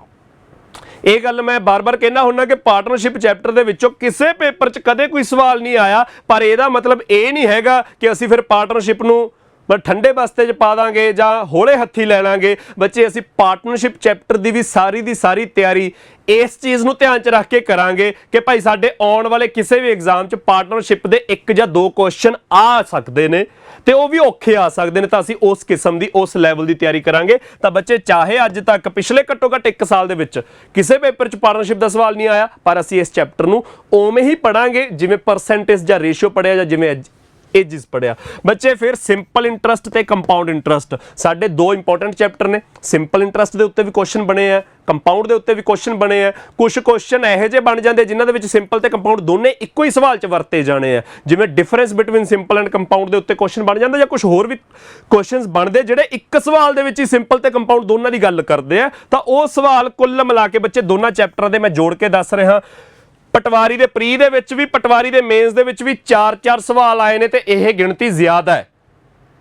ਫਿਰ ਇਸ ਤੋਂ ਬਾਅਦ ਐਕਸਾਈਜ਼ ਦੇ ਪੇਪਰ 'ਚ 2 ਸਵਾਲ ਆਏ ਨੇ, ਕੋਆਪਰੇਟਿਵ ਬੈਂਕ 'ਚ ਭਾਵੇਂ ਨਹੀਂ ਆਇਆ, ਸਬ ਇੰਸਪੈਕਟਰ ਦੇ ਪੇਪਰ 'ਚ 3 ਸਵਾਲ ਆਏ ਨੇ, ਨੈਬ ਤਹਿਸੀਲਦਾਰ ਦੇ ਪੇਪਰ 'ਚ 1 ਕੁਐਸਚਨ ਆਇਆ ਸੀਗਾ, ਸਿੰਪਲ ਇੰਟਰਸਟ ਦਾ ਆਇਆ ਸੀ ਤੇ ਸੌਖਾ ਕੁਐਸਚਨ ਆਇਆ ਸੀ। ਨੈਬ ਦੇ ਪੇਪਰ 'ਚ ਬਸ 2 ਜਾਂ 3 ਕੁਐਸਚਨ ਸੀ ਜਿਹੜੇ ਬਹੁਤ ਸੌਖੇ ਸੀਗੇ, ਉਹਦੇ ਵਿੱਚ 1 ਤੁਹਾਡਾ ਸਿੰਪਲ ਇੰਟਰਸਟ ਵਾਲਾ ਕੁਐਸਚਨ ਸੀ। ਕੋਆਪਰੇਟਿਵ ਦੇ ਪੇਪਰ 'ਚ ਨਹੀਂ ਕੁਐਸਚਨ ਆਇਆ, ਨਾ ਸਿੰਪਲ 'ਚੋਂ ਨਾ ਕੰਪਾਊਂਡ ਦੇ ਵਿੱਚੋਂ। ਪਰ PSSB ਦੇ ਹਿਸਾਬ ਨਾਲ ਗੱਲ ਕਰੀਏ ਤਾਂ ਇੰਪੋਰਟੈਂਟ ਚੈਪਟਰ ਹੈ, 4-4 ਕੁਐਸਚਨ ਇਸ ਚੈਪਟਰ ਦੇ ਵਿੱਚੋਂ ਆਏ ਹੋਏ ਨੇਗੇ। ਫਿਰ ਬੱਚੇ time and work chapter, time and work ਇੱਥੇ ਮੈਂ ਕੱਲਾ ਟਾਈਮ ਐਂਡ ਵਰਕ ਲਿਖ ਲਿਆ ਆ, ਪਰ ਕੱਲਾ ਟਾਈਮ ਐਂਡ ਵਰਕ ਨਹੀਂ ਹੈਗਾ, ਉਹਦੇ ਨਾਲ ਪਾਈਪਸ ਐਂਡ ਸਿਸਟਮ ਵੀ ਆ ਜਾਂਦਾ ਤੇ ਜਿਹੜੇ ਮੈਨ ਵਿਮਨ ਵਾਲੇ ਕੁਐਸਚਨ ਮੈਂ ਹੁਣੇ ਮੈਂਸ਼ਨ ਕੀਤੇ ਸੀ, ਚੇਨ ਰੂਲ ਵੀ ਆ ਜਾਂਦਾ ਹੈ। ਤਾਂ ਬੱਚੇ ਟਾਈਮ ਐਂਡ ਵਰਕ ਦੀ ਜਿਹੜੀ ਪੂਰੀ ਦੀ ਪੂਰੀ ਫੈਮਿਲੀ ਬਣ ਜਾਂਦੀ ਹੈ। ਉਸ ਪੂਰੇ ਪਰਿਵਾਰ ਚੋਂ ਪਟਵਾਰੀ ਦੇ ਦੋਨਾਂ ਪੇਪਰਾਂ 'ਚ 2-2 ਕੁਐਸਚਨ ਆਏ, ਐਕਸਾਈਜ਼ 'ਚ 2 ਕੁਐਸਚਨ ਆਏ, ਕੋਆਪਰੇਟਿਵ ਬੈਂਕ 'ਚ 2 ਕੁਐਸਚਨ ਆਏ, ਕੋਆਪਰੇਟਿਵ ਬੈਂਕ ਦੇ ਕਲਰਕ 'ਚ ਵੀ 2, ਮੈਨੇਜਰ 'ਚ ਵੀ 2, ਸਬ ਇੰਸਪੈਕਟਰ ਦੇ ਪੇਪਰ 'ਚ 4 ਕੁਐਸਚਨ, ਜਿਹੜਾ ਪਿਛਲੇ ਸਾਲ ਪੇਪਰ ਕੈਂਸਲ ਹੋਇਆ ਉਹਦੇ ਵਿੱਚ ਆਪਣੇ ਟਾਈਮ ਐਂਡ ਵਰਕ ਦੇ, ਜਿਹਦੇ ਵਿੱਚ ਪਾਈਪ ਸਿਸਟਮ ਵੀ ਮੈਂ ਵਿੱਚ ਹੀ ਜੋੜ ਲਿਆ, ਚੇਨ ਰੂਲ ਵੀ ਵਿੱਚ ਜੋੜ ਲਿਆ, ਉਹਦੇ 4 ਕੁਐਸਚਨ ਨੇ। ਨੈਬ ਤਹਿਸੀਲਦਾਰ ਦੇ ਪੇਪਰ 'ਚ 1 ਕੁਐਸਚਨ ਆਇਆ ਹੋਇਆ ਸੀ ਟਾਈਮ ਐਂਡ ਵਰਕ ਦਾ, ਪਾਈਪਸ ਐਂਡ ਸਿਸਟਮ ਦਾ ਕੁਐਸਚਨ ਸੀਗਾ ਉਹ, ਤੇ ਥੋੜਾ ਜਿਹਾ ਟ੍ਰਿਕੀ ਕੁਐਸਚਨ ਸੀ, ਔਖਾ ਨਹੀਂ ਸੀ, ਟ੍ਰਿਕੀ ਜ਼ਰੂਰ ਸੀ। ਤੇ ਕੋਆਪਰੇਟਿਵ ਇੰਸਪੈਕਟਰ ਦੇ ਪੇਪਰ ਦੇ ਵਿੱਚ 3 ਕੁਐਸਚਨ ਆਏ ਹੋਏ ਸੀ ਸਾਡੇ। ਆ ਜਿਹੜਾ ਹੁਣੇ ਕੋਆਪਰੇਟਿਵ ਇੰਸਪੈਕਟਰ ਦਾ ਪੇਪਰ ਦਿੱਤਾ ਹੈ ਉਹਦੇ ਵਿੱਚ 1 ਕੁਐਸਚਨ ਸਾਡਾ ਟਾਈਮ ਐਂਡ ਵਰਕ ਦਾ ਸੀ, 1 ਸਾਡਾ ਪਾਈਪਸ ਐਂਡ ਸਿਸਟਮ ਦਾ ਸੀ, ਤੀਜਾ ਕੁਐਸਚਨ ਬੱਚੇ ਸਾਡਾ ਵੈਸੇ ਚੈਪਟਰਾਂ ਦੇ ਵਿੱਚੋਂ ਸਿੱਧਾ ਨਹੀਂ ਸੀ, ਪਰ ਉਹ ਮੰਕੀ ਜੰਪ ਕਰ ਜਾਂਦਾ ਹੈਗਾ, ਉਹ ਕੁਐਸਚਨ ਸੀਗਾ। ਉਹ ਮੰਕੀ ਦੇ ਜੰਪ ਕਰਨ ਵਾਲਾ ਜਿਹੜਾ ਕਨਸੈਪਟ ਹੈ ਉਹ ਆਪਾਂ ਪਾਈਪਸ ਐਂਡ ਸਿਸਟਮ ਦੇ ਵਿੱਚ ਕਰਦੇ, ਤਾਂ ਇਸ ਕਰਕੇ ਉਹ ਵੀ ਕੁਐਸਚਨ ਆਪਾਂ ਪਾਈਪਸ ਐਂਡ ਸਿਸਟਮ 'ਚ ਗਿਣੇ। ਤਾਂ ਟਾਈਮ ਐਂਡ ਵਰਕ ਦੇ ਪੂਰੇ ਫੈਮਿਲੀ ਦੇ ਵਿੱਚੋਂ ਕੋਆਪਰੇਟਿਵ ਇੰਸਪੈਕਟਰ 'ਚ 3 ਕੁਐਸਚਨ ਆਏ ਸੀ, ਤਾਂ ਇੰਪੋਰਟੈਂਟ ਚੈਪਟਰ ਹੈਗਾ। ਐਵਰੇਜ ਦੇ ਬੱਚੇ ਕੁਐਸਚਨ ਬਹੁਤ ਘੱਟ ਦੇਖੇ ਗਏ ਨੇ। ਇੱਕ ਤਾਂ ਕੋਆਪਰੇਟਿਵ ਇੰਸਪੈਕਟਰ ਆਪਣੇ ਕੋਆਪਰੇਟਿਵ ਬੈਂਕ ਦੇ ਮੈਨੇਜਰ 'ਚ ਦੇਖਿਆ ਗਿਆ ਸੀ, ਇੱਕ ਹੁਣੇ ਕੋਆਪਰੇਟਿਵ ਇੰਸਪੈਕਟਰ ਦਾ ਜਿਹੜਾ ਪੇਪਰ ਹੋਇਆ ਉਹਦੇ ਵਿੱਚ ਥੋੜਾ ਜਿਹਾ ਸਿੰਪਲ ਜਿਹਾ ਕੁਐਸਚਨ ਆ ਗਿਆ ਸੀਗਾ, ਪਰ ਉਹ ਸਿੰਪਲ ਵੀ ਤਾਂ ਹੀ ਹੋਣਾ ਸੀਗਾ ਜਿਹੜੇ ਬੱਚਿਆਂ ਨੂੰ ਉਹਦਾ ਟ੍ਰਿਕ ਪਤਾ ਸੀ, ਜਿਨ੍ਹਾਂ ਨੂੰ ਟ੍ਰਿਕ ਨਹੀਂ ਪਤਾ ਉਹਨਾਂ ਲਈ ਉਹ ਲੈਂਥੀ ਹੋ ਸੀਗਾ। ਸੋ ਇਸ ਕਰਕੇ ਐਵਰੇਜ ਦੇ ਵਿੱਚੋਂ ਬਹੁਤੇ ਕੁਐਸਚਨ ਕਦੇ ਨਹੀਂ ਦੇਖੇ ਗਏ, ਪਰ ਇਸ ਵਾਰ ਕੋਆਪਰੇਟਿਵ ਇੰਸਪੈਕਟਰ ਦੇ ਪੇਪਰ 'ਚ ਜੋ ਕਿ ਪੀਪੀਐਸਸੀ ਨੇ ਕੰਡਕਟ ਕੀਤਾ ਸੀ ਉਹਦੇ ਵਿੱਚ ਇਹ ਕੁਐਸਚਨ ਆਇਆ ਸੀਗਾ ਬੱਚੇ, ਮਿਕਸਚਰ ਐਲੀਗੇਸ਼ਨ ਆਪਣੇ ਆਪ 'ਚ ਜਿਹੜਾ ਪੂਰਾ ਚੈਪਟਰ ਹੈ ਉਹ ਪੂਰਾ ਰੇਸ਼ੀਓ ਬੇਸਡ ਚੈਪਟਰ ਹੈ। ਉਹਦੇ ਵਿੱਚੋਂ ਜ਼ਿਆਦਾਤਰ ਕਦੇ ਕੁਐਸਚਨ ਨਹੀਂ ਦੇਖੇ ਗਏ, ਪਟਵਾਰੀ 'ਚ ਨਹੀਂ ਆਇਆ, ਐਕਸਾਈਜ਼ 'ਚ ਨਹੀਂ ਆਇਆ, ਨਾ ਪਟਵਾਰੀ ਦੇ ਪਹਿਲੇ ਪੇਪਰ 'ਚ ਨਾ ਦੂਜੇ ਪੇਪਰ 'ਚ। ਪੀਪੀਐਸਸੀ ਨੇ 2 ਪੇਪਰ ਲਏ ਆ, ਨੈਬ ਤੇ ਕੋਆਪਰੇਟਿਵ ਇੰਸਪੈਕਟਰ, ਉਹਨਾਂ 'ਚ ਨਹੀਂ ਆਇਆ। ਸਿਰਫ ਕੋਆਪਰੇਟਿਵ ਬੈਂਕ ਦਾ ਜਿਹੜਾ ਅੱਗੇ ਪਿੱਛੇ ਕਲਰਕ ਤੇ ਮੈਨੇਜਰ ਦਾ ਪੇਪਰ ਹੋਇਆ ਸੀ ਪਿਛਲੇ ਸਾਲ 29 ਤੇ 30 ਅਗਸਤ ਨੂੰ, ਸਵਾ ਕੁ ਸਾਲ ਪਹਿਲਾਂ, ਉਹਦੇ ਵਿੱਚ 1-1 ਕੁਐਸਚਨ ਆਇਆ ਹੋਇਆ ਮਿਕਸਚਰ ਐਲੀਗੇਸ਼ਨ ਦੇ ਵਿੱਚੋਂ। ਪਰ ਇਹਦੇ ਨਾਲ ਮੈਂ ਇੱਕ ਗੱਲ ਹੋਰ ਦੱਸ ਦਿੰਨਾ ਕਿ ਟਾਈਮ ਸਪੀਡ ਡਿਸਟੈਂਸ, ਜਿਹਦੇ ਨਾਲ ਮੈਂ ਦੱਸਿਆ ਕਿ ਟ੍ਰੇਨਸ ਵੀ ਆ ਜਾਂਦਾ, ਸਾਡਾ ਬੋਟਸ ਐਂਡ ਸਟਰੀਮਸ ਵੀ ਆ ਜਾਂਦਾ, ਉਹ ਪੂਰੀ ਫੈਮਿਲੀ ਦੇ ਵਿੱਚੋਂ ਇਹ ਬਹੁਤ ਇੰਪੋਰਟੈਂਟ ਚੈਪਟਰ ਹੈ। 4-4 ਕੁਐਸਚਨ ਪਟਵਾਰੀ ਦੇ ਪੇਪਰ 'ਚ ਆਏ ਹੋਏ ਨੇ, 2 ਤੁਹਾਡੇ ਐਕਸਾਈਜ਼ 'ਚ ਆਏ ਹੋਏ ਨੇ, ਕੋਆਪਰੇਟਿਵ ਬੈਂਕ ਦੇ ਕਲਰਕ 'ਚ 4 ਕੁਐਸਚਨ, ਮੈਨੇਜਰ 'ਚ 1 question, Punjab police sub inspector 'ਚ 4 ਕੁਐਸਚਨ, ਨੈਬ ਦੇ ਪੇਪਰ 'ਚ 4 ਕੁਐਸਚਨ, ਇੱਥੇ 2 ਕੁਐਸਚਨ ਸੌਰੀ, ਨੈਬ ਦੇ ਪੇਪਰ 'ਚ 4 ਕੁਐਸਚਨ, ਕੋਆਪਰੇਟਿਵ ਇੰਸਪੈਕਟਰ ਹੁਣੇ ਪੇਪਰ ਦਿੱਤਾ ਸੀ 1 ਕੁਐਸਚਨ ਆਇਆ ਸੀਗਾ। ਇਹ ਇੱਥੋਂ ਇਹ ਪਤਾ ਲੱਗਦਾ ਕਿ ਟਾਈਮ ਸਪੀਡ ਡਿਸਟੈਂਸ, ਉਹਦੇ ਨਾਲ ਟ੍ਰੇਨਸ, ਉਹਦੇ ਨਾਲ ਬੋਟਸ ਐਂਡ ਸਟਰੀਮਸ, ਇਹ ਬਹੁਤ ਇੰਪੋਰਟੈਂਟ ਚੈਪਟਰ ਹੈ। ਪਰ ਇਹਦੇ ਵਿੱਚ ਇੱਕ ਧਿਆਨ ਦੇਣ ਵਾਲੀ ਮੈਂ ਗੱਲ ਦੱਸ ਦਿੰਦਾ ਕਿ ਆ ਜਿਹੜੇ 4 ਕੁਐਸਚਨ ਆਏ ਸੀਗੇ ਨੈਬ ਦੇ ਪੇਪਰ 'ਚ, ਜਿਹੜੇ 4 ਕੁਐਸਚਨ ਆਏ ਸੀ ਉਹਨਾਂ ਵਿੱਚੋਂ 1 ਕੁਐਸਚਨ ਬੱਚੇ ਮਿਕਸਚਰ ਐਲੀਗੇਸ਼ਨ ਨਾਲ ਕਰਨ ਵਾਲਾ ਸੀਗਾ। ਤਾਂ ਮਿਕਸਚਰ ਐਲੀਗੇਸ਼ਨ 'ਚੋਂ ਸਿੱਧਾ ਕੋਈ ਸਵਾਲ ਨਹੀਂ ਆਇਆ ਸੀ, ਪਰ ਟਾਈਮ ਸਪੀਡ ਡਿਸਟੈਂਸ ਦੇ 4 'ਚੋਂ 1 ਸਵਾਲ ਐਲੀਗੇਸ਼ਨ ਲਾ ਕੇ ਹੋਣਾ ਸੀਗਾ। ਤਾਂ ਉਹ ਐਲੀਗੇਸ਼ਨ ਦਾ 1 ਕੁਐਸਚਨ ਗਿਣਿਆ ਜਾ ਸਕਦਾ, ਪਰ ਉਹ ਆਇਆ ਟਾਈਮ ਸਪੀਡ ਡਿਸਟੈਂਸ ਦੇ ਵਿੱਚ ਸੀ। ਬੱਚੇ ਪ੍ਰੋਫਿਟ ਲੋਸ ਬਹੁਤ ਇੰਪੋਰਟੈਂਟ ਚੈਪਟਰ ਹੈ। ਜਿੰਨੇ ਇੰਪੋਰਟੈਂਟ ਚੈਪਟਰ ਤੁਹਾਡੇ ਸਿੰਪਲ ਜਾਂ ਕੰਪਾਊਂਡ ਇੰਟਰਸਟ ਹੈ, ਜਿੰਨਾ ਪਰਸੈਂਟ ਜਾਂ ਰੇਸ਼ੀਓ ਇੰਪੋਰਟੈਂਟ ਹੈ, ਟਾਈਮ ਐਂਡ ਵਰਕ ਇੰਪੋਰਟੈਂਟ ਹੈ, ਮੈਂ ਹੁਣ ਟਾਈਮ ਸਪੀਡ ਡਿਸਟੈਂਸ ਦੱਸਿਆ ਇੰਪੋਰਟੈਂਟ ਹੈ, ਓਨਾ ਹੀ ਤੁਹਾਡਾ ਪ੍ਰੋਫਿਟ ਲੋਸ ਦਾ ਚੈਪਟਰ ਇੰਪੋਰਟੈਂਟ ਹੈ। ਹਰ ਪੇਪਰ 'ਚ 1 ਸਵਾਲ ਤੁਹਾਨੂੰ ਆਮ ਤੌਰ ਤੇ ਦਿਖਦਾ ਹੀ ਦਿਖਦਾ ਹੈਗਾ। ਪਟਵਾਰੀ ਦੇ ਪ੍ਰੀ 'ਚ ਵੀ 2 ਨੇ, ਮੇਨਸ ਦੇ ਵਿੱਚ ਵੀ 2 ਨੇ, ਐਕਸਾਈਜ਼ ਦੇ ਪੇਪਰ 'ਚ 1 ਐਗਜ਼ਾਮ ਹੈ, 1 ਕੁਐਸਚਨ ਹੈ, ਕੋਆਪਰੇਟਿਵ ਦੇ ਮੈਨੇਜਰ 'ਚ 1 ਕੁਐਸਚਨ, ਕਲਰਕ 'ਚ ਚਾਹੇ ਨਹੀਂ ਆਇਆ, ਸਬ ਇੰਸਪੈਕਟਰ 'ਚ 1 ਕੁਐਸਚਨ ਹੈ, ਨੈਬ ਦੇ ਪੇਪਰ 'ਚ 2 ਕੁਐਸਚਨ ਨੇ, ਤੇ ਉਹ ਦੋਨਾਂ 'ਚ ਕੋਈ ਈਜ਼ੀ ਕੁਐਸਚਨ ਨਹੀਂ ਸੀਗਾ, ਦੋਨੇ ਹੀ ਟਿਪੀਕਲ ਕੁਐਸਚਨ ਸੀ, ਜਿਹਦੇ ਵਿੱਚੋਂ 1 ਟਫ ਵੀ ਸੀਗਾ। ਦੋਨੇ ਕੁਐਸਚਨ ਟਿਪੀਕਲ ਸੀ ਪਰ 1 ਟਫ ਵੀ ਸੀਗਾ। ਸੋ ਨੈਬ ਦੇ ਪੇਪਰ 'ਚ ਜਿਹੜੇ ਦੋਨੇ ਕੁਐਸਚਨ ਸੀ ਆਪਣੇ ਪ੍ਰੋਫਿਟ ਲੋਸ ਦੇ ਚੰਗੇ ਲੈਵਲ ਦੇ ਕੁਐਸਚਨ ਸੀ, ਦੇਖਣ ਵਾਲੇ ਕੁਐਸਚਨ ਸੀਗੇ। ਬੱਚੇ ਪਰਮਿਊਟੇਸ਼ਨ ਕੰਬੀਨੇਸ਼ਨ ਪੰਜਾਬ ਦੇ ਪੇਪਰ 'ਚ ਹੁੰਦਾ ਸੀਗਾ ਕਿ 1 ਅੱਧਾ ਕੁਐਸਚਨ ਪਾ ਦਿੰਦੇ ਆ, ਫਿਰ ਇੱਕ ਸਮਾਂ ਆਇਆ ਕਿ ਪੰਜਾਬ ਦੇ ਪੇਪਰਾਂ ਦੇ ਵਿੱਚ ਨਾ ਤਾਂ ਇਹਨਾਂ ਨੇ ਪ੍ਰੋਬੇਬਿਲਿਟੀ ਪਾਈ, ਨਾ ਹੀ ਪਰਮਿਊਟੇਸ਼ਨ ਕੰਬੀਨੇਸ਼ਨ ਪਾਈ। ਐਸਐਸਸੀ ਸੀਜੀਐਲ ਨੇ ਵੀ ਪਰਮਿਊਟੇਸ਼ਨ ਕੰਬੀਨੇਸ਼ਨ ਤੇ ਪ੍ਰੋਬੇਬਿਲਿਟੀ ਪਾਉਣੀ ਬੰਦ ਕਰਤੀ। ਸਿਰਫ ਬੈਂਕ ਦੇ ਜਿਹੜੇ ਪੇਪਰ ਹੁੰਦੇ ਸੀ ਐਸਬੀਆਈ, ਆਈਬੀਪੀਐਸ, ਆਰਆਰਬੀ, ਸਿਰਫ ਉਹਨਾਂ 'ਚ ਪਰਮਿਊਟੇਸ਼ਨ ਕੰਬੀਨੇਸ਼ਨ ਜਾਂ ਪ੍ਰੋਬੇਬਿਲਿਟੀ ਦਾ ਸਵਾਲ ਆ ਜਾਂਦਾ ਸੀ, ਆਮ ਤੌਰ ਤੇ ਨਹੀਂ ਸੀ ਹੁੰਦਾ। ਪਰ ਹੁਣ ਜੇ ਆਪਾਂ ਟ੍ਰੈਂਡ ਦੇਖੀਏ ਤਾਂ ਬੱਚੇ ਇਹਨਾਂ ਦੇ ਵਿੱਚੋਂ ਕੁਐਸਚਨ ਆਪਾਂ ਦੇਖਣੇ ਹੁਣ ਸ਼ੁਰੂ ਕੀਤੇ ਆ। ਪਿਛਲੇ ਸਾਲ ਕਿਸੇ ਪੇਪਰ 'ਚ ਕੋਈ ਸਵਾਲ ਨਹੀਂ ਆਇਆ, ਸਿਰਫ ਕੋਆਪਰੇਟਿਵ ਦਾ ਜਿਹੜਾ ਬੈਂਕ ਦਾ ਮੈਨੇਜਰ ਦਾ ਕਲਰਕ ਦਾ ਪੇਪਰ ਸੀ ਉਹਦੇ ਵਿੱਚ 1 ਕੁਐਸਚਨ ਆਇਆ, ਅਦਰਵਾਈਜ਼ ਪਿਛਲੇ ਸਾਲ ਕਿਸੇ ਪੇਪਰ 'ਚ ਕੁਐਸਚਨ ਨਹੀਂ ਆਇਆ। ਇਸ ਸਾਲ ਜਿਹੜੇ 2 ਪੇਪਰ ਹੋਏ ਸਾਡੇ ਨੈਬ ਤਹਿਸੀਲਦਾਰ ਦਾ ਤੇ ਕੋਆਪਰੇਟਿਵ ਇੰਸਪੈਕਟਰ ਦਾ, ਦੋਨੇ ਪੀਪੀਐਸਸੀ ਨੇ ਲਏ ਆ, ਉਹਨਾਂ 'ਚ 2 ਕੁਐਸਚਨ ਤੇ 1 ਕੁਐਸਚਨ ਆਪਣਾ ਪਰਮਿਊਟੇਸ਼ਨ ਕੰਬੀਨੇਸ਼ਨ ਤੇ ਨਾਲ ਪ੍ਰੋਬੇਬਿਲਿਟੀ। ਬੱਚੇ ਮੈਂ ਇੱਥੇ ਪ੍ਰੋਬੇਬਿਲਿਟੀ ਨਹੀਂ ਲਿਖੀ, ਨਾਲ ਪਰਮਿਊਟੇਸ਼ਨ ਕੰਬੀਨੇਸ਼ਨ ਤੇ ਨਾਲ ਪ੍ਰੋਬੇਬਿਲਿਟੀ। ਇਹਦੇ ਵਿੱਚੋਂ ਕੁੱਲ ਦੋਹਾਂ ਚੈਪਟਰਾਂ 'ਚੋਂ ਦੱਸ ਰਿਹਾ, ਨੈਬ 'ਚ 2 ਕੁਐਸਚਨ ਤੇ ਆਪਣੇ ਕੋਆਪਰੇਟਿਵ ਇੰਸਪੈਕਟਰ ਦੇ ਵਿੱਚ ਇੱਕ ਕੁਐਸਚਨ ਬੱਚੇ ਅਖੀਰ ਤੇ ਸਾਡੀ ਇੱਕ ਤਾਂ ਮੈਂਸੂਰੇਸ਼ਨ ਹੈ। ਮੈਂਸੂਰੇਸ਼ਨ ਸਭ ਨੂੰ ਮੈਂ ਦੱਸਿਆ ਕਿ 2D ਅਲੱਗ ਪੜ੍ਹਦੇ ਆ 3D ਅਲੱਗ ਪੜ੍ਹਦੇ ਆ, 2 ਡਾਇਮੈਂਸ਼ਨਲ ਇਮੇजेस 3 ਡਾਇਮੈਂਸ਼ਨਲ ਇਮੇजेस। ਉਹਦੇ ਵਿੱਚ ਬੱਚੇ ਪਟਵਾਰੀ ਦੇ ਪ੍ਰੀ ਦੇ ਵਿੱਚ 4 ਕੁਐਸਚਨ, ਪਟਵਾਰੀ ਦੇ ਮੇਨਸ ਦੇ ਵਿੱਚ 5 ਕੁਐਸਚਨ। ਮਤਲਬ ਜਦੋਂ ਮੇਨਸ ਦੇ ਵਿੱਚ ਸਿਰਫ ਮੇਰੇ ਖਿਆਲ ਚ 25 ਕੇ 28 ਕੁਐਸਚਨ ਆਏ ਸੀ ਜਾਂ 30 ਕੁਐਸਚਨ ਆਏ ਸੀ, 30 ਚੋਂ 5 ਕੁਐਸਚਨ ਇੱਕੋ ਹੀ ਚੈਪਟਰ ਚੋਂ ਆਏ ਹੋਏ ਨੇ। ਬੱਚੇ ਐਕਸਾਈਜ਼ ਦੇ ਪੇਪਰ ਚ 2 ਕੁਐਸਚਨ, ਕੋਆਪਰੇਟਿਵ ਬੈਂਕ ਚ ਚਾਹੇ ਕੁਐਸਚਨ ਨਹੀਂ ਆਇਆ ਪਰ ਪੰਜਾਬ ਪੁਲਿਸ ਸਬ ਇੰਸਪੈਕਟਰ ਦੇ ਪੇਪਰ ਦੇ ਵਿੱਚ ਮੈਂਸੂਰੇਸ਼ਨ ਦੇ ਫਿਰ 5 ਕੁਐਸਚਨ ਦੇਖਣ ਨੂੰ ਮਿਲੇ। ਇਸ ਤੋਂ ਬਾਅਦ ਬੱਚੇ ਪੀਪੀਐਸਸੀ ਨੇ ਮੈਂਸੂਰੇਸ਼ਨ ਨਹੀਂ ਪਾਈ। ਕੁਝ ਬੱਚਿਆਂ ਨੂੰ ਭੁਲੇਖਾ ਹੋ ਸਕਦਾ ਕਿ ਨਾਇਬ ਤਹਿਸੀਲਦਾਰ ਦੇ ਪੇਪਰ ਦੇ ਵਿੱਚ ਇੱਕ ਕੁਐਸਚਨ ਤੁਹਾਡਾ ਮੈਂਸੂਰੇਸ਼ਨ ਬੇਸਡ ਸੀਗਾ, ਜਿੱਥੇ ਇੱਕ ਫਲੋਰ ਦੀਆਂ ਡਾਇਮੈਂਸ਼ਨਾਂ ਦਿੱਤੀਆਂ ਨੇ ਕਿ 8 ਫੁੱਟ ਬਾਈ 10 ਫੁੱਟ ਦਾ ਫਲੋਰ ਹੈ। ਬੱਚੇ ਉਹ ਮੈਂਸੂਰੇਸ਼ਨ ਦਾ ਕੁਐਸਚਨ ਨਹੀਂ ਸੀ, ਉਹ ਤੁਹਾਡਾ ਐਲਸੀਐਮ ਐਚਸੀਐਫ ਦਾ ਕੁਐਸਚਨ ਸੀ। ਉਹ ਇਹਨਾਂ ਸੱਤਾਂ ਦੇ ਵਿੱਚ ਆ ਗਿਆ, ਉਹ ਮੈਂਸੂਰੇਸ਼ਨ ਦਾ ਕੁਐਸਚਨ ਨਹੀਂ ਸੀ ਹੈਗਾ, ਉਹ ਐਚਸੀਐਫ ਐਲਸੀਐਮ ਦਾ ਵੀ ਨਹੀਂ ਸੀ, ਐਚਸੀਐਫ ਦਾ ਕੁਐਸਚਨ ਸੀ। ਤਾਂ ਉਹ ਆਪਾਂ ਨੰਬਰ ਸਿਸਟਮ ਚ ਕਾਊਂਟ ਕੀਤਾ। ਪੀਪੀਐਸਸੀ ਨੇ ਨਾ ਤਾਂ ਨੈਬ ਦੇ ਵਿੱਚ ਨਾ ਹੀ ਕੋਆਪਰੇਟਿਵ ਇੰਸਪੈਕਟਰ ਦੇ ਵਿੱਚ ਮੈਂਸੂਰੇਸ਼ਨ ਨਹੀਂ ਪਾਈ। ਸਭ ਤੋਂ ਅਖੀਰ ਤੇ ਸਾਡੀ ਸਭ ਤੋਂ ਇੰਪੋਰਟੈਂਟ ਸੈਗਮੈਂਟ ਬੱਚੇ ਡੀਆਈ, ਜਿਹੜੀ ਮੈਂ ਰੁਕ ਕੇ ਸਾਹ ਲੈ ਕੇ ਇੱਕ ਗੱਲ ਕਹਿਣਾ ਕਿ ਬਾਈ ਤੁਸੀਂ ਵੀ ਇੰਨਾ ਰੁਕ ਕੇ ਠਰਮੇ ਦੇ ਨਾਲ ਧਿਆਨ ਨਾਲ ਸਿਲੇਬਸ ਦੇਖਣਾ ਕਿ ਜਿੰਨਾ ਸਾਡੇ ਹੁਣ ਤੱਕ ਦੇ ਸਾਰੇ ਚੈਪਟਰ ਇੰਪੋਰਟੈਂਟ ਸੀ ਉਨੀ ਹੀ ਸਾਡੀ ਅੱਜ ਕੱਲ੍ਹ ਡੀਆਈ ਇੰਪੋਰਟੈਂਟ ਹੈ। ਪੰਜਾਬ ਦੇ ਜਿਹੜੇ ਮਰਜ਼ੀ ਪੇਪਰ ਦੀ ਗੱਲ ਕਰ ਲਓ, ਜਿਹੜੇ ਅੱਜ ਕੱਲ੍ਹ ਆਪਾਂ ਦੇਖ ਰਹੇ ਹਾਂ, ਚਾਹੇ ਸਾਡੇ PSSB ਨੇ ਕੰਡਕਟ ਕਰਨੇ, ਚਾਹੇ ਪੀਪੀਐਸਸੀ ਨੇ ਕੰਡਕਟ ਕਰਨੇ, ਚਾਹੇ ਪੰਜਾਬ ਪੁਲਿਸ ਸਬ ਇੰਸਪੈਕਟਰ ਦਾ ਆਪਣਾ ਰਿਕਰੂਟਮੈਂਟ ਬੋਰਡ ਹੈ, ਕੋਈ ਤੀਜੀ ਬੋਡੀ ਅੱਗੇ ਪੇਪਰ ਲੈ ਰਹੀ ਹੈ, ਜਿਹੜੇ ਮਰਜ਼ੀ ਮਹਿਕਮੇ ਦਾ ਪੇਪਰ ਹੈ, ਡੀਆਈ ਦੀ ਇੰਪੋਰਟੈਂਸ ਵੱਧ ਰਹੀ ਆ, ਵੇਟੇਜ ਵੀ ਵੱਧ ਰਹੀ ਹੈ, ਸਵਾਲਾਂ ਦੀ ਗਿਣਤੀ ਵੱਧ ਰਹੀ ਹੈ, ਲੈਵਲ ਵੀ ਵੱਧ ਰਿਹਾ ਹੈਗਾ। ਉਹ ਆਪਾਂ ਪਿਛਲੇ 2 ਮਹੀਨਿਆਂ ਦੇ 4 ਮਹੀਨਿਆਂ ਦੇ ਵਿੱਚ ਜਿਹੜੇ ਪੇਪਰ ਦਿੱਤੇ ਉਹਨਾਂ 'ਚ ਦੇਖ ਲਿਆ ਤਾਂ ਬੱਚੇ ਪਿਛਲੇ ਸਾਲ ਪਟਵਾਰੀ 'ਚ ਉਹਨਾਂ ਨੇ ਡੀਆਈ ਨਹੀਂ ਪਾਈ, ਐਕਸਾਈਜ਼ 'ਚ ਨਹੀਂ ਪਾਈ। ਕੋਆਪਰੇਟਿਵ ਬੈਂਕ ਦੇ ਕਲਰਕ ਦੇ ਪੇਪਰ 'ਚ ਉਹਨਾਂ ਨੇ ਸਿੱਧੇ 5 ਕੁਐਸਚਨ ਡੀਆਈ ਦੇ ਪਾਤੇ। ਜਿਹੜੀ ਮੈਂ ਗੱਲ ਸਿਲੇਬਸ ਵੇਲੇ ਦੱਸ ਰਿਹਾ ਸੀ ਕਿ ਮਿਸਿੰਗ ਡੀਆਈ ਜਿਹੜੀ ਕਿ ਬੈਂਕ ਦੇ ਪੇਪਰਾਂ 'ਚ ਹੁਣੇ 4-5 ਸਾਲਾਂ ਤੋਂ ਦੇਖਣੀ ਸ਼ੁਰੂ ਹੋਈ ਹੈ, ਉਹ ਮਿਸਿੰਗ ਡੀਆਈ ਦਾ ਕੁਐਸਚਨ ਪਾਇਆ ਹੋਇਆ ਸੀਗਾ। ਤਾਂ ਡੀਆਈ ਦੇ ਕੁਐਸਚਨ ਫਿਰ ਮੈਨੇਜਰ ਦੇ ਪੇਪਰ 'ਚ ਅਗਲੇ ਦਿਨ ਵੀ ਪੁੱਛੇ ਗਏ। ਪੰਜਾਬ ਪੁਲਿਸ ਸਬ ਇੰਸਪੈਕਟਰ ਦੇ ਪੇਪਰ ਦੀ ਇੱਕ ਸ਼ਿਫਟ 'ਚ 18 ਕੁਐਸਚਨ ਸੀਗੇ। ਓਬਵੀਅਸਲੀ ਉਹ ਅਲੱਗ ਇੱਕ ਸੈਗਮੈਂਟ ਹੈ। ਪੀਪੀਐਸਸੀ ਨੇ ਚਾਹੇ ਉਹ ਨਾਇਬ ਤਹਿਸੀਲਦਾਰ ਦਾ ਪੇਪਰ ਚਾਹੇ ਕੋਆਪਰੇਟਿਵ ਇੰਸਪੈਕਟਰ ਦਾ ਪੇਪਰ 7-7 ਕੁਐਸਚਨ ਦੋਹਾਂ ਪੇਪਰਾਂ ਦੇ ਵਿੱਚ।